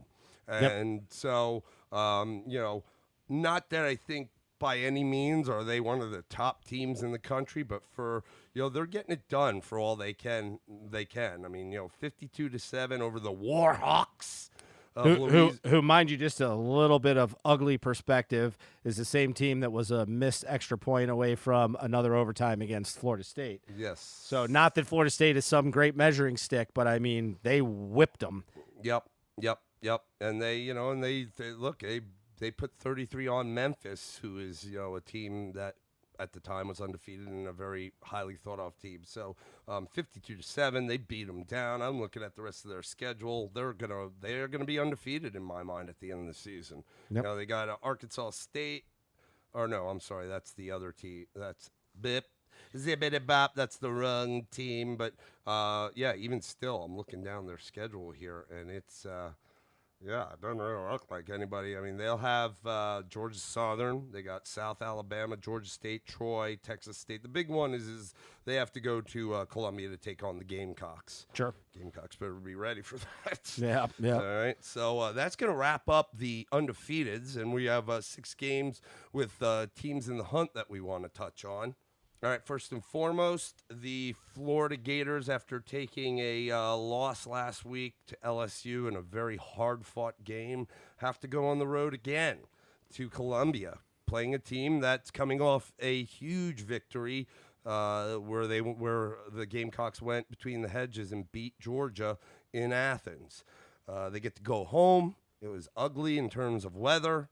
Was that Nestor? Nestor came rolling through the Southeast this weekend? I guess. But, it's certainly for a Clemson fan, I was rooting for South Carolina. I don't like them, but, we said earlier, our resume is not that great, and what we have in front of us isn't that great. It would have been nice for them to beat up on both Georgia and then Florida 2 weeks in a row. We get them at the end of the year. It would only help us if we win, and especially win big.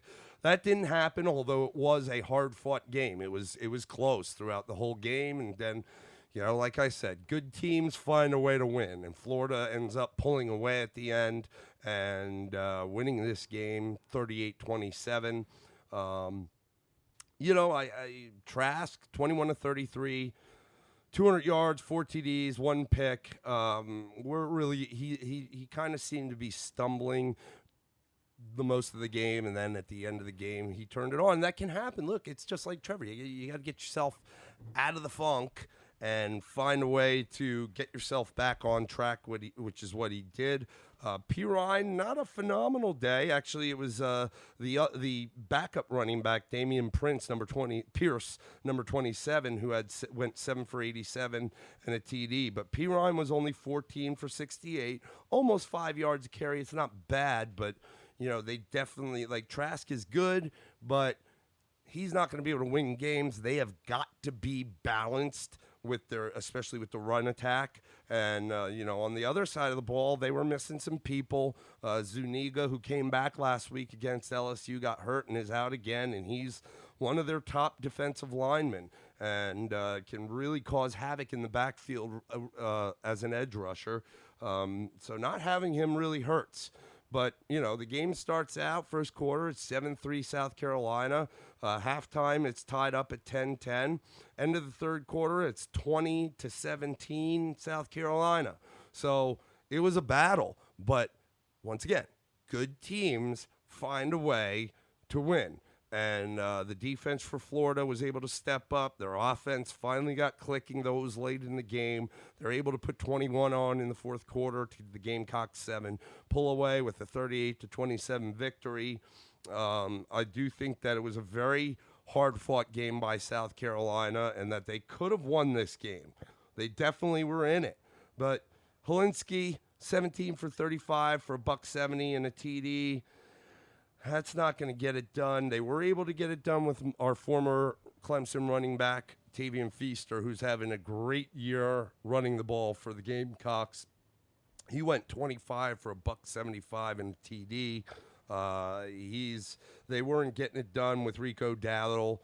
Mon Denson, the other running back, came in and helped out, 12 for 58 and a TD. But Dowdle is usually the guy that's starting that they roll with. He had one carry for 8 yards. I didn't watch a whole lot of this game, so I'm not sure if he went out hurt early.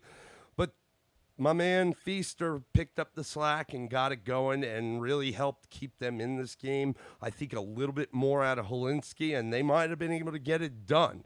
But they would also had to have more done on the defensive side of the ball at crunch time. And like I said, the Gators put 21 on in the last quarter, and the defense just kind of, the Gamecock defense collapsed a little bit and couldn't hold serve and allow their offense to get it done, and the offense didn't really get it done. So, hats off to the Gators for going on the road back-to-back weeks. Don't get it twisted. Every game we said is tough. South Carolina is a tough team. They're a team that a lot of folks predicted this is Will Muschamp's best team, especially defensively, since he's been there. They had a huge upset. I don't want to say they were riding on cloud nine because, like I said, at halftime or going into the fourth quarter, it was 14-17, 20-17 South Carolina.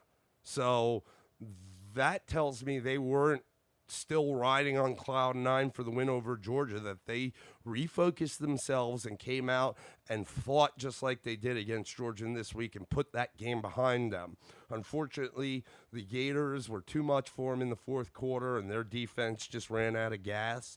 But look, as a Clemson fan, I do wish they would have won it, but even still, no matter how the rest of the season shakes out, it's the last game of the year we have to play. It's in Columbia. Records aside, this is a rivalry game, and we've beaten their butt for several years, and they don't like it. And they're going to it's going to be a battle for us. Now, whether we can flex our muscles, even if it's a close game through three quarters, do just like Florida did, and put them away at the end of the game, well, that's what good teams do. So we will have to see. The next game we want to touch on, the point we brought that up is, well, Florida's still in the running. Florida is 7-1. They have everything in front of them. They play Georgia in the cocktail party in 2 weeks. I believe they're both idle this week. And then they go play in the cocktail party against Georgia, who, quite frankly, I don't I don't see where it's going to happen. Everybody started the season talking about how the SEC East is Georgia's. It has been for several years, and nothing's going to change this year. Well, it's changed, and I do think it's Florida's division to lose. And they continue to run the table and get to the SEC championship game. They, believe it or not, have another shot. Having one loss to LSU on the road, which was a close game as well until the end, where LSU was able to step up. This is a team in the Florida Gators that very much have a lot in front of them, because they can't be faulted for a loss against one of the best teams in the country, especially if they get another shot at them or a team that may beat them in the West in the SEC championship game and find a way to get it done.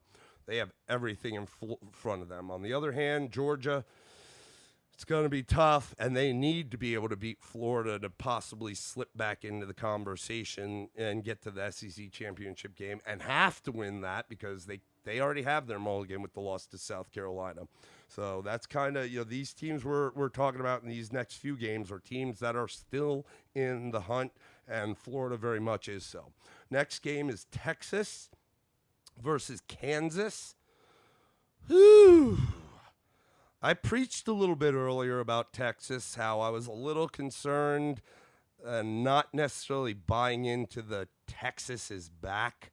This was a home game for Texas against a 2-4 Jayhawk team where I do think Les Miles is a great coach, and he's going to get them much better. I don't think he'll have them necessarily contending in the Big 12, but I could totally see him getting to a 500 or just over a 500 record in the next couple of years.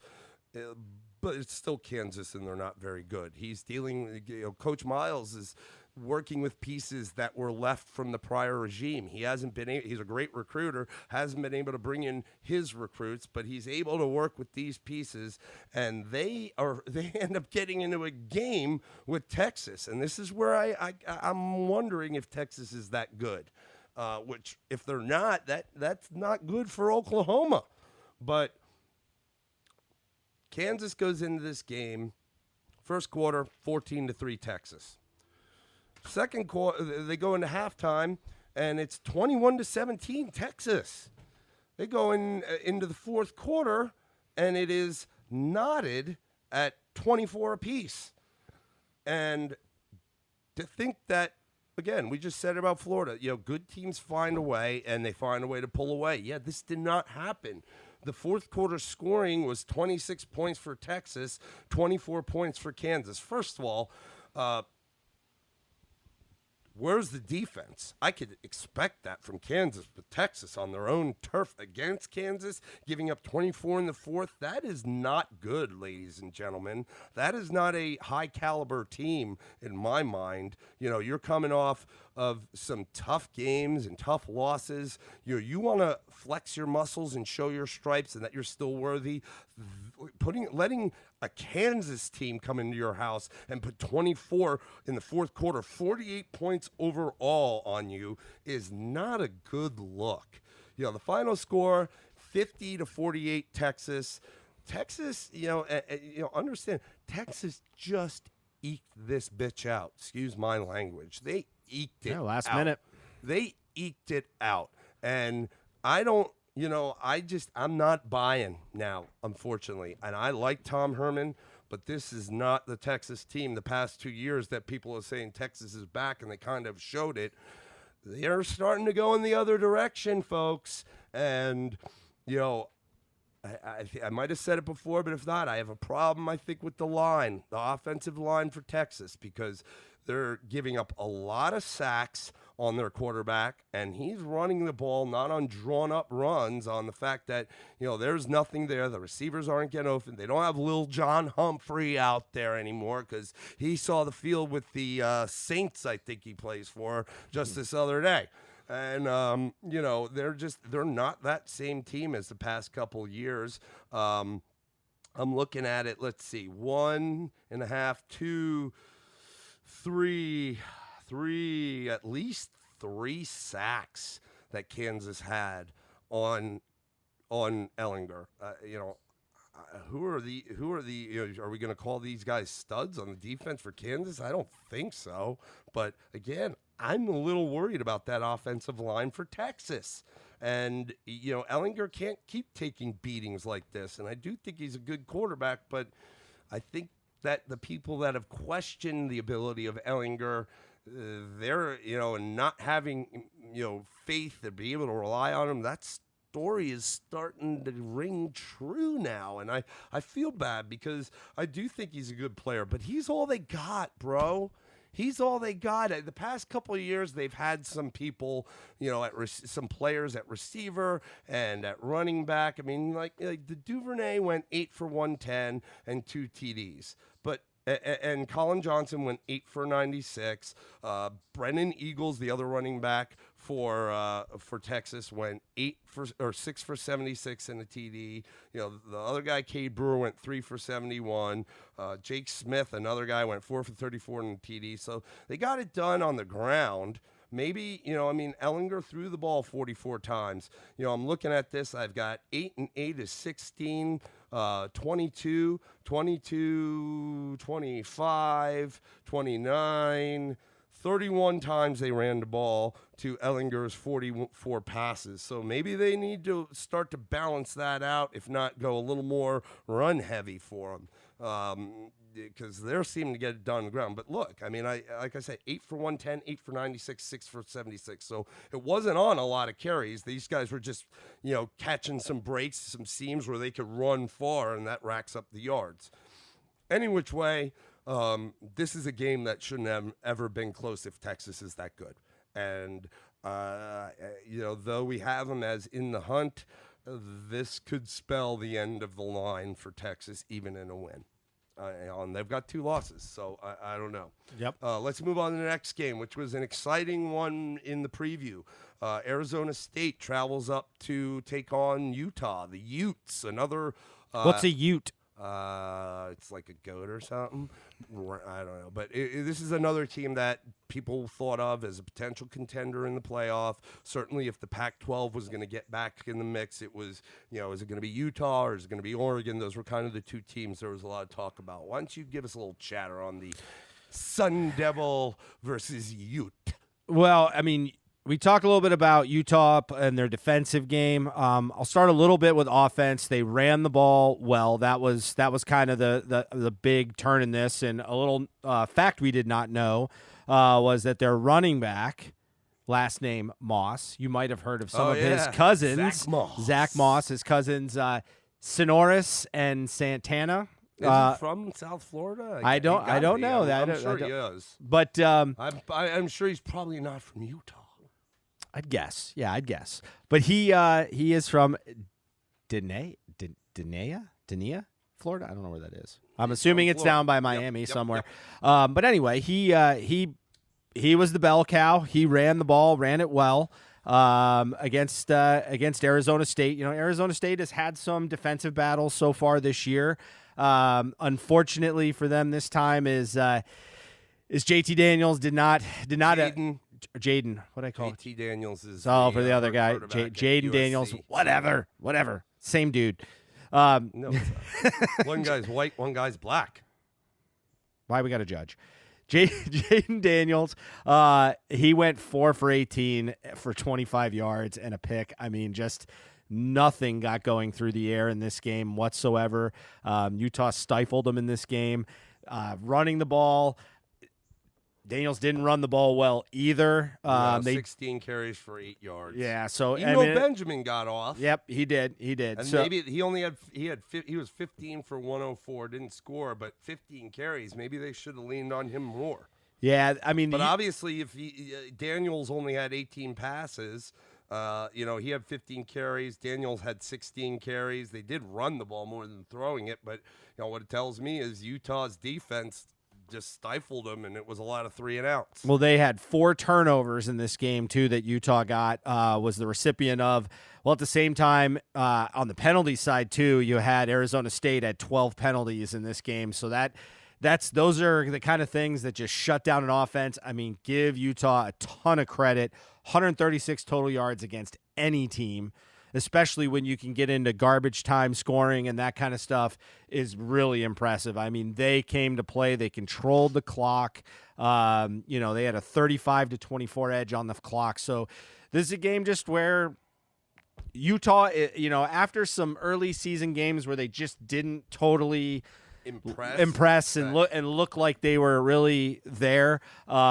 What this does is two things. I think this really sets up the Pac-12 to championship game to get interesting. They've pretty much locked it down because it was Utah, Arizona State, and this win will. Yeah. Even though Utah now Arizona has State, one loss, even if they take another one, they've got the heads up to Arizona State. Yeah, and Arizona State though does have to take on Oregon. So and during the regular season, they got UCLA. So that matches UCLA up next week. I believe they both do. They both have UCLA. Yeah, they got USC after that, Oregon State after that, Oregon, and then Arizona, which is a rivalry game. And Arizona has been, everybody thinks they're better than they are. I still think it's Arizona.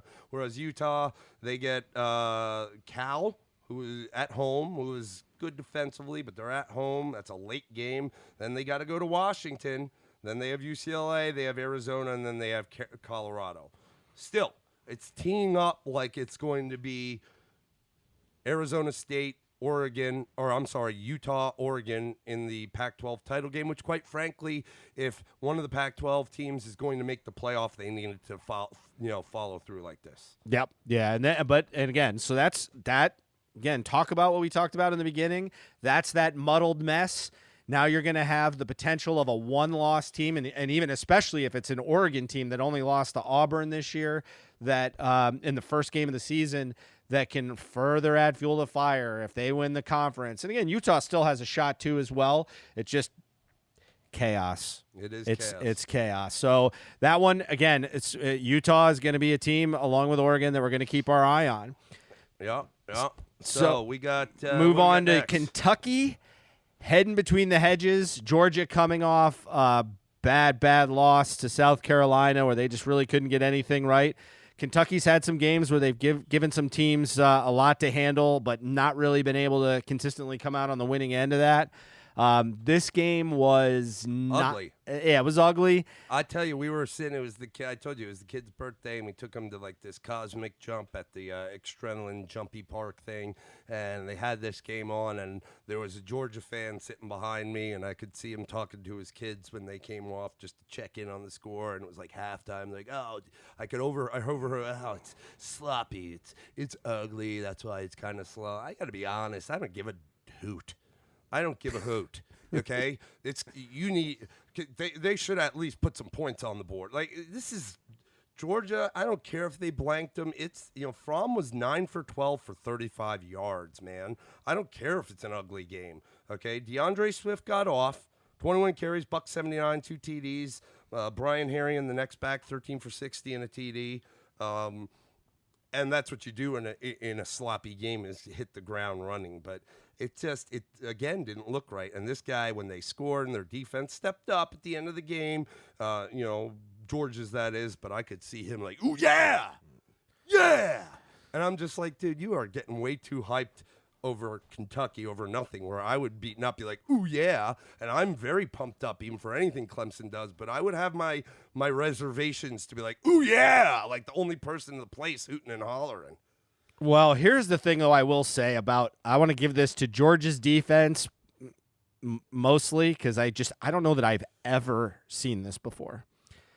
But there was one wide receiver pass that was not completed for Kentucky, but I don't know that I've ever seen a quarterback go 2 for 15. Does the team only have 2 completed passes? Okay, now let me even just tell you now how bad this looks.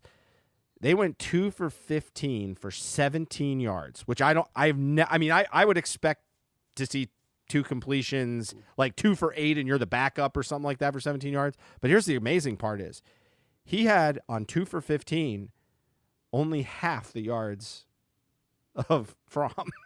That's so disgusting. So I don't even know, I don't know if 9 for 12 for 35 yards could look good. But here's my thing: if Georgia's defense is so good, you should expect this anyway. But how do you and though that sucks, okay? Look, they don't have a run game either. Benny Snell is not there anymore. So Kentucky's leading rusher was their quarterback, yeah. 17 for 99. Like that, you should be able to shut them down completely. That guy can't do that. This guy is not that great. And this is their what? Is this their third string quarterback? They're able to shut their run game down. Their leading rusher, their starting back is number 10, Asim Rose. He went 9 for 37. Okay, so they were able to shut the run game down. They're able to shut the passing game down, but they let this guy, and this is not Lamar Jackson. This isn't Kyler Murray, okay? Like, they let this guy, like, dance around and scoot for 17 carries for 99 yards. I don't like that. Well, I you know what? I don't want to dog Georgia too much on this, but I guess my concern is if you're dominating a team that defensively and your quarterback had such a horrific previous game, like, I get it, like, ride DeAndre Swift, but, man, let the kid throw 25 passes and get a rhythm in the game, like 3.9 yards per completion. And like, that's that great scary. Offensive line for Georgia. When they are great when they run the ball, their pass protection is less than desirable in my mind. And on top of that, they don't have the receivers. I almost got to believe, are these stats wrong? It's jacked up. Nonetheless, Georgia pulls out a win. They do somehow or another have everything in front of them. And that's, we're in Atlanta. That is the mantra that you hear from Georgia fans. And that it's a hope and a prayer is what it is. So I don't think that they just from looking at them, if you're going to talk about the eye test, it's not there. Yep. So we're going to move on to the next game, which is Auburn going to Arkansas. All right. So the Auburn Tigers travel to take on the Arkansas Razorbacks. Arkansas comes into this game at 2-4. Tigers come in 5-1, ranked 9th in the country. Auburn had a bye last week after their loss to to Florida. And, still the team that I think has the best defensive line in the country. Despite that loss, that defensive line did everything they could in that game. And, so here they go coming into this game. The big worry is, Bo Nix, he's a true freshman. So in that Florida game, he had a true freshman moment. Didn't work out for them. Had a little bit of a better game here. 12 for 17, 176 yards, 3 TDs and no picks. Malzahn put him in situations where he could be efficient and not have to have contested catches for his receivers. They did okay on the ground. Cam Martin was 10 for 84 yards. Harold Joyner was 4 for 59 TD. They got it going all over. DJ Williams, 11 for 48. They ran the ball a good bit. Again, helping out their quarterback. Definitely were running the ball more than they were throwing it and putting them in good position to win and letting the defense do their thing. Seth Williams, again, has a great day as their receiver for Auburn. He is by far their best receiver and is very good at that. He's somebody that every week defenses have to game plan for. He was 4 for 90 for 2 TDs. Again, it's he didn't have a ton of receptions. The leading receiver had 6 for 73 in a TD. That was Anthony Schwartz, number 5.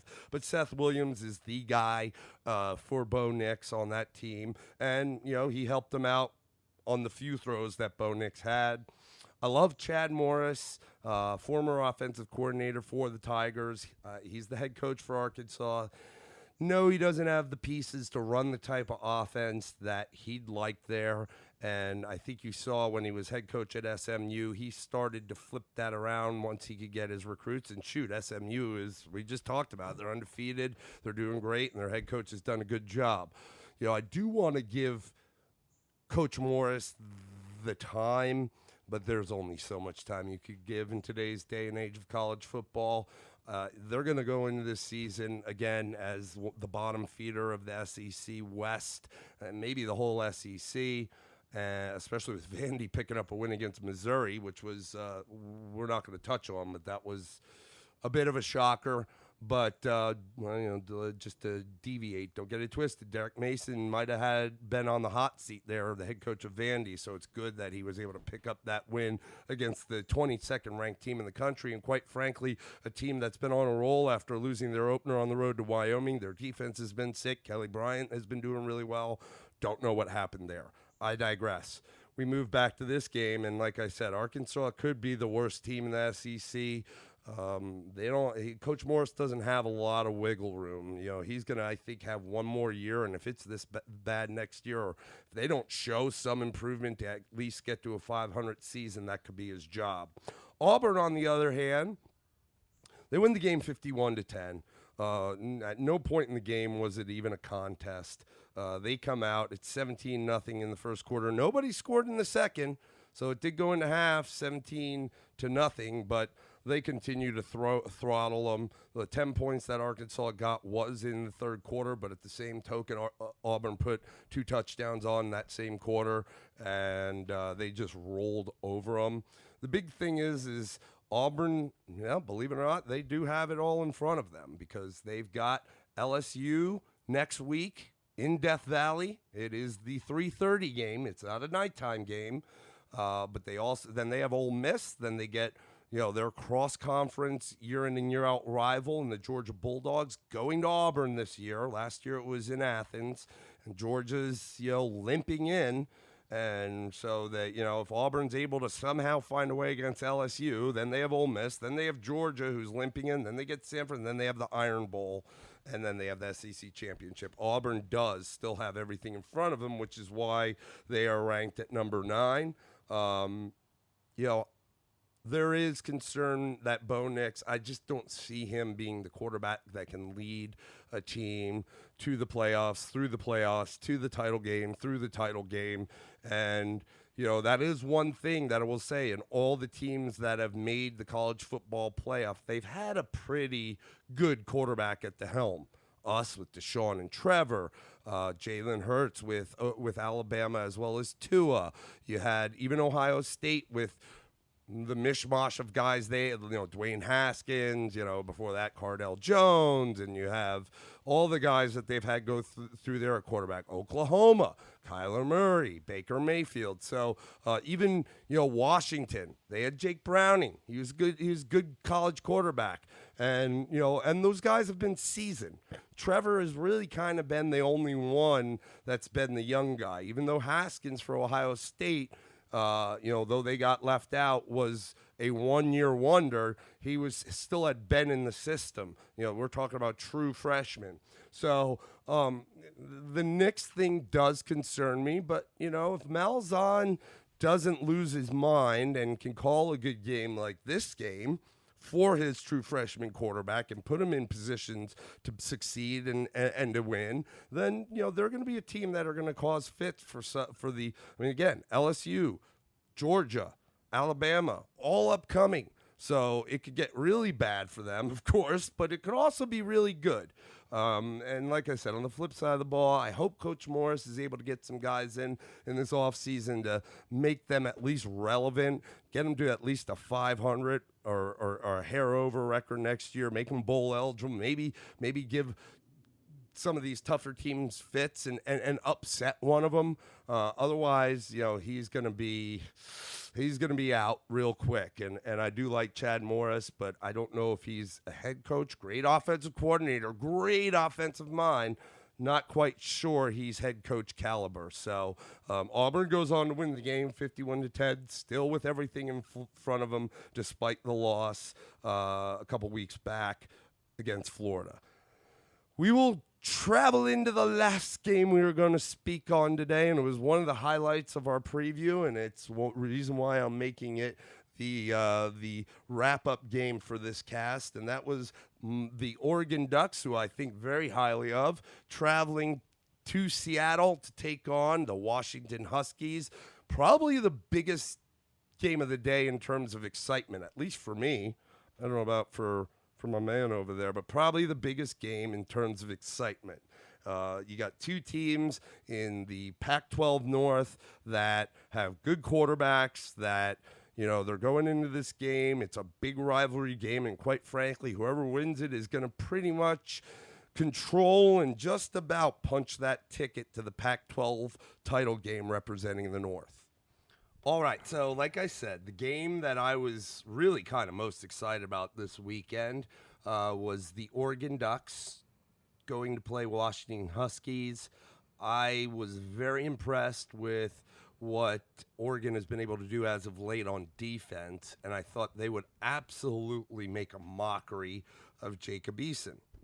Boy, was I wrong. Yeah, Eason had a was very good 23 game. of 30, 289, 3 TDs, no picks. It was a back-and-forth game, which, to be honest with you, Washington had control most of the game. I think I said this was as close to a lock with the 3 points as I could tell you. You're like, don't you going to pay everybody if they lose?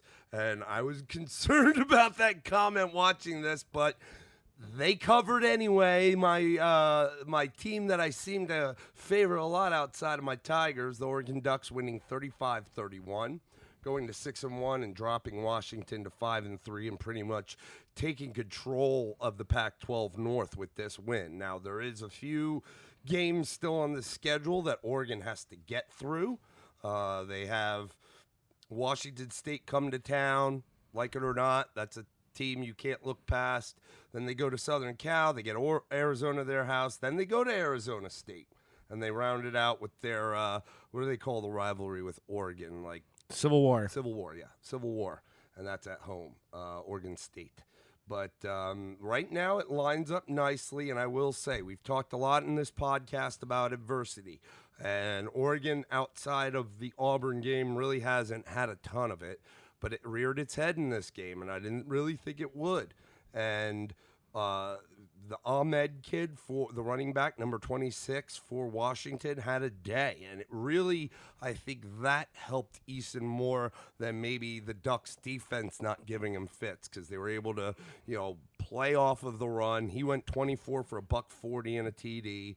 And then, from there, Eason was able to distribute the ball into 1, 2, 3, 4, 5, 6, 7, 8, 9 different receivers, including running backs' hands in that game. So I wasn't sold on Jacob Eason. There's a lot of talk of him about being one of the higher top 5 NFL draft picks at quarterbacks. And I think that, I know he was the number 1 high school recruit when he went to Georgia, but I've said it over and over, and I'm still not sure the guy's a student of the game, and you're going to have to be to continue in your career with this. But I thought that he was pretty much being ranked up there primarily on his measurables. Big kid, can sling the rock, good arm, but you got to have a good head too. In this game, he had it, and very little mistakes. But my man Justin Herbert also showed off and flexed a little bit for going 24-38 for 280 and 4 TDs, no picks. C.J. Verdell had an okay day. He's their main running back, went 11 for 48. But the other kid, Habibi Lakiu, I mean, he was 14 for 81 with a TD, but he was also 3 for 15 through the air. I mean, every time I looked over, he was the one running the rock, and he was running it well. And at the end of the day, like I said, Oregon is a team that it's okay to have this adversity. I still love their head coach. I still love what they're doing on defense. I thought this would be the defense of the day for this week, and it really wasn't. Looking at the board, I don't know who was. Maybe my team, maybe Clemson, but they weren't the defense of the day that I expected. But they still did enough to get a win on the road in a hostile environment, crappy weather. And, you talk, we like it. That guy, the Georgia fan that was saying a thing saying, 0-0 at half, the weather's crappy. Well, it was crappy here too. And I can tell you something, there was 21 points on the board at halftime by Oregon and 14 on the board. So that's a total of 35 points in the game in crappy weather. So don't give me that excuse, man. And they were slinging the rock too, okay? Georgia is just, they're not right, man. They're not right. I digress. We're talking about Oregon. I like what they've done here, and I like where they're headed. They are looking at still having to play a good team in Arizona State. in the regular season, and as it lines up, if continues, they'll play a really good team in Utah, or at least rankings-wise, in the Pac-12 championship game. We're talking about these one-loss teams because, not everyone's going to be undefeated. And who's it going to be? And as far as I'm concerned, the only one-loss team out there with a loss that is most respectable, if there was one, is Oregon. First game of the year to Auburn, where they lost it in the last 9 minutes of the game and just barely lost. So if you're looking at all these one-loss teams, the one I think with the most respectable loss still is Oregon. And if they continue on this trend, I know you got a lot of big, tough players in the Big Ten and in the SEC that you may have some with one losses that you might think they deserve the nod, but I don't know, man. It's gonna if those losses aren't to solid performers, a la Florida to LSU on the road at night, tough loss. This is probably the next biggest loss. My problem there is that their schedule that plays out ahead of them, there's probably going to be another loss in there. If there's not, then they're in. Yep. But like I said, as far as I look across the board at these teams on the outside looking in, especially with one loss, I don't know how you can make any argument over Oregon. You can make an argument, but I don't know if it's going to sit pat for me. What do you think, man? I mean, it delivered way more of a contested game than I expected. I really, really did think Oregon was going to roll over them. And Washington actually came out and hit Oregon in the mouth. And they hit them in the mouth over and over and over all the way through the end. So they didn't give up. That's for certain. Yeah, I mean, I guess just sticking on the Oregon side of things, I really, if I'm, we can talk about bad wins, like where you don't win the way you're supposed to versus, bad opponents, all that stuff, whatever your criteria is going to be for your one-loss team. I think the thing that I give the biggest pass to, and this is just me personally, it doesn't have anything to do with any voter or anything, I'm not saying anybody else thinks this way, is out of conference, tough first games of the season. If I'm going to give anybody a pass, early in the year. Yeah. And I don't care if Auburn was ranked 23 or whether Auburn was ranked 2. When you go and play, and it would kind of be like LSU Texas. Like I was going to give Texas a lot of room on that second week game against LSU, because that to me is the most challenging because you don't know who your team is yet. Right. Even if you think you know, you don't. And so what I saw in that game, one, I saw them control an Auburn defense that in the first half, like they won that first half. Yeah. Auburn turned it up in the second half big time. And they were in that game all the way to the end. What I liked about this is a different look than Oregon I've seen Oregon have at all this year, which is chasing.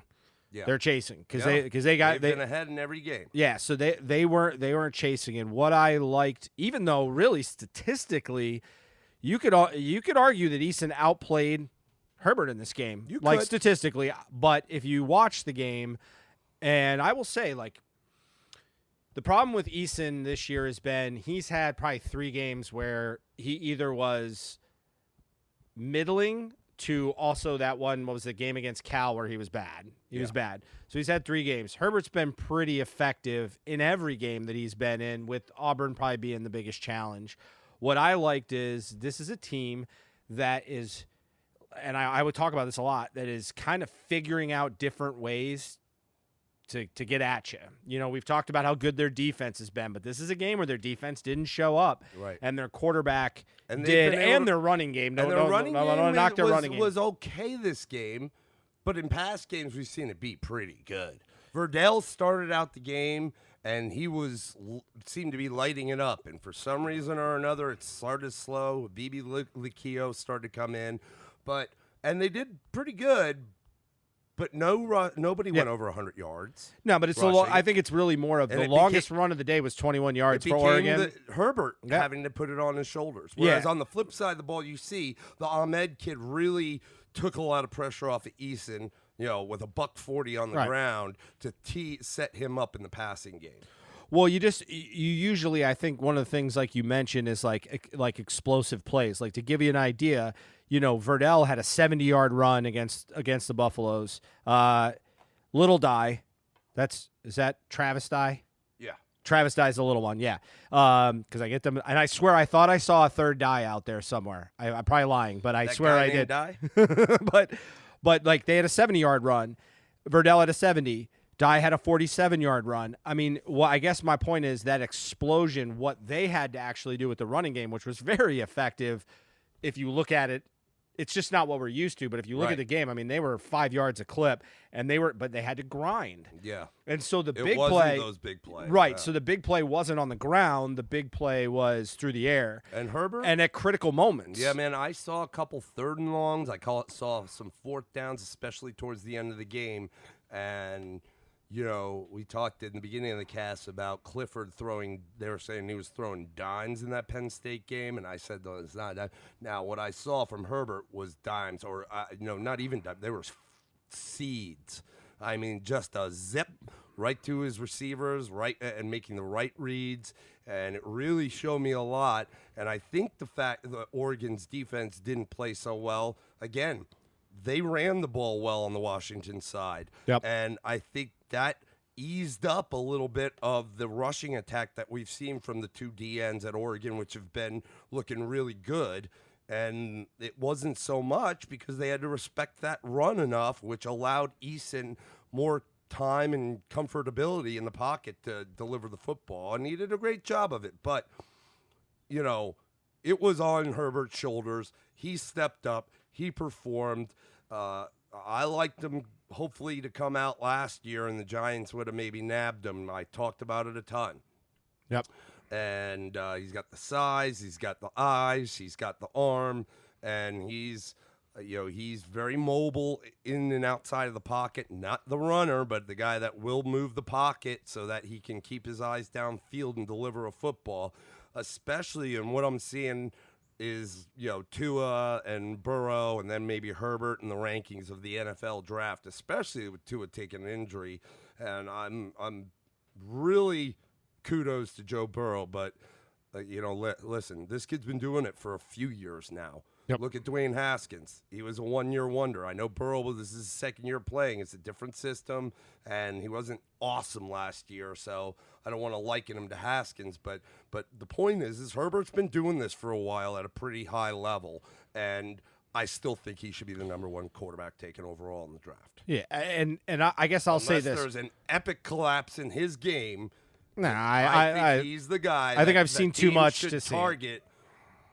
Otherwise, you're playing the Kyler Murray game. Not that he's not a good, but I mean, Tua's not a big dude, man, and especially if he is soft. I'll say this: there'll be more to tell. Like Eason, what I liked most is that, like, again, you in particular, you've paid a lot more attention to this than I have. So I've certainly been trusting on your thoughts on it because of your diligence on it, but. Eason, he had to beat a quarterback that was playing very well. Yes. Like Eason, and I can see where Eason is going to be liked this is where I think it goes to what you said is how, like, they do such stringent work, and particularly on the interview side at the combine. It may be a place where Eason either gets found out or if he's not that student of the game, right. That's where it'll show for certain. Or if he is and maybe just has struggled to get ingratiated in the offense, the physical tools are certainly there. But what I like is this is probably the first time I can remember watching Herbert. I got to think of a game, and it would probably have to go back to last year where literally he was going toe-to-toe with another quarterback. Yeah. It was a quarterback game, and it wasn't some big explosion. It's not like someone put up 450 yards and someone put up 400 yards, but it was critical plays at critical times during the game that both these quarterbacks I thought really showed up. And to see him go toe-to-toe, because in the NFL, you got to do that a lot more. Yep. They're just, every week. Yeah, you got to do it. So I really like that about him. I like the kid's mental makeup. Not a lot of flash in the way that he plays and just in his attitude, but just seems very steady. And with a big playability. Not that he's just a game manager, but he doesn't. I guess, to give you a comparison is like what I've been saying about Ellinger the whole time. It's just that guy's emotional and he gets upstarted. When he gets hot, he kind of reminds me a little bit of Baker Mayfield. He gets a little giddy, and sometimes he's like, oh, my God, you can't get the kid to do something wrong. But then there's other times where he struggles and gets mired in something, and I don't see that out of Herbert, and I like it. And I like that he did have to go toe-to-toe with a great quarterback performance. I mean, Eason looked really good in this game. And here's the other thing. I said I thought before this in the preview, I thought it would be they would just beat the hell out of him. But there was one caveat at the end of that I said could hold him back, and that was Chris Peterson. Really good coach at Washington. And to your point about him beating out a quarterback, Chris Peterson is not some flashy guy trying to. Yep. He's a really good coach, and he's a guy that will put you through the ringer. You have to earn it. So for he's a very good field coach. Yes. Like some guys are good at practice and good at recruiting. He's good in game. He will challenge you. And for the fact that Eason did earn that job. Wasn't something that I know Chris Peterson didn't say, well, this guy's physically gifted. Yeah, we brought him here. We got to play him. Yeah, exactly. He transferred here. We got to play him. Like, I know that was not easy for him to earn that job and that it was earned if it was under a guy like Chris Peterson. So to Jacob Eason's credit, if he can earn the respect of a head coach like Chris Peterson and win that starting job, you're right. There is something there. There's something there that we haven't seen, and maybe it wasn't the right system at Georgia, but that knowledge I do have about him being a student in the game, it's been a couple years removed since Fromm's freshman year, and that's when all that took place. So hopefully he's learned from that. Maybe he has, and that's why he's in the position he is, and a potential top draft pick in this year's draft. Yeah, and I think one thing to consider too is, you want to compare them to the Georgia version. And again, there's a maturing process and all that I don't think anybody can deny. Not all quarterbacks need to go through it to the level of some other quarterbacks. But the other big thing for this guy is, big, strong arm quarterback, but the other part too is you got to learn to play differently. Playing in Georgia, I'm just talking about the locale, to playing in Washington, you got to deal with a different type of game. I mean, you're going to deal with crappy weather games. And, we're not talking about just crappy weather like rain, because everybody can get rain. We're talking about, one, you're going to play in it probably a little bit more during the football season, but also that cold weather, holding on to the ball, all that kind of stuff. And this game wasn't great. And in fairness, Herbert has to do that too. I mean, Oregon's not any different. Yep. So that ability you have to adapt a little bit. And that's one of the things I love about Russell Wilson in the pros. Yeah. And granted, this is a Southeastern quarterback that then went to the Midwest. Crappy weather, but more snow crappy weather, to playing out in Seattle. That's a guy that has to play in all kinds of conditions, and you watch him. He will adapt his game to those conditions. So that ought to be an interesting thing to watch. And in the NFL, I think that's got some value that people maybe underestimate. Playing in the Southeast, playing in the SEC. There are good quarterbacks that come out of the SEC, but it's not the game itself in each of those conferences. The type of game you have to adapt to, and to see some guys live in that same conference their whole career, and other guys like this that move around and go to different conferences and have to adapt their game to what that conference offers. It's something to be said. Well, I think what it also does is it makes you look at a game where you throw for 280 yards, which they both were roughly around the same, 280, 290, is, to me, that's harder in those conditions than throwing for 400 when the weather is all nice here in the Southeast. Had, similar weather, and he didn't even break 100. Yeah, I mean, I got to be like, how I kind of see that too is I've watched and you guys have had Clemson's had a ton of success in this area, but it always seems like the ACC title game, because it's played outdoors in Charlotte in December. It's crap. The weather's crap. Yeah. It's not cold. I mean, we have some cold weather teams, but it's usually raining and sloppy. I mean, I can't think of the last time where we had no rain. I mean, I'm sure there was one within the last 2 years, but for the most part, I mean, I remember us playing in it. It was crap back in 2013. You guys have played in some crap games when it happens. Yeah. So just kind of a guy that's learning through that. I don't know. That's kind of just something of interest to me. I don't know how huge it really is, but I give Eason some credit, for being able to do that. And again, I want to give Eason the credit because it only makes the Herbert performance to me more impressive. Yep. So good game there. anticipate that they should continue on the roll, but they do have some tough games, like I said, Oregon does. Yep. So, They're going to have to earn their spot. I mean, it's not no That's cake. why I It's not a said, cakewalk. If they end up with one loss at the end of the year, it's not a cakewalk. No. So good for them. That'll wrap this recap podcast. We'll get it up and going as soon as we can. Get more out this week. We appreciate you listening. We'll see you next time on the Gridiron. Have a good day.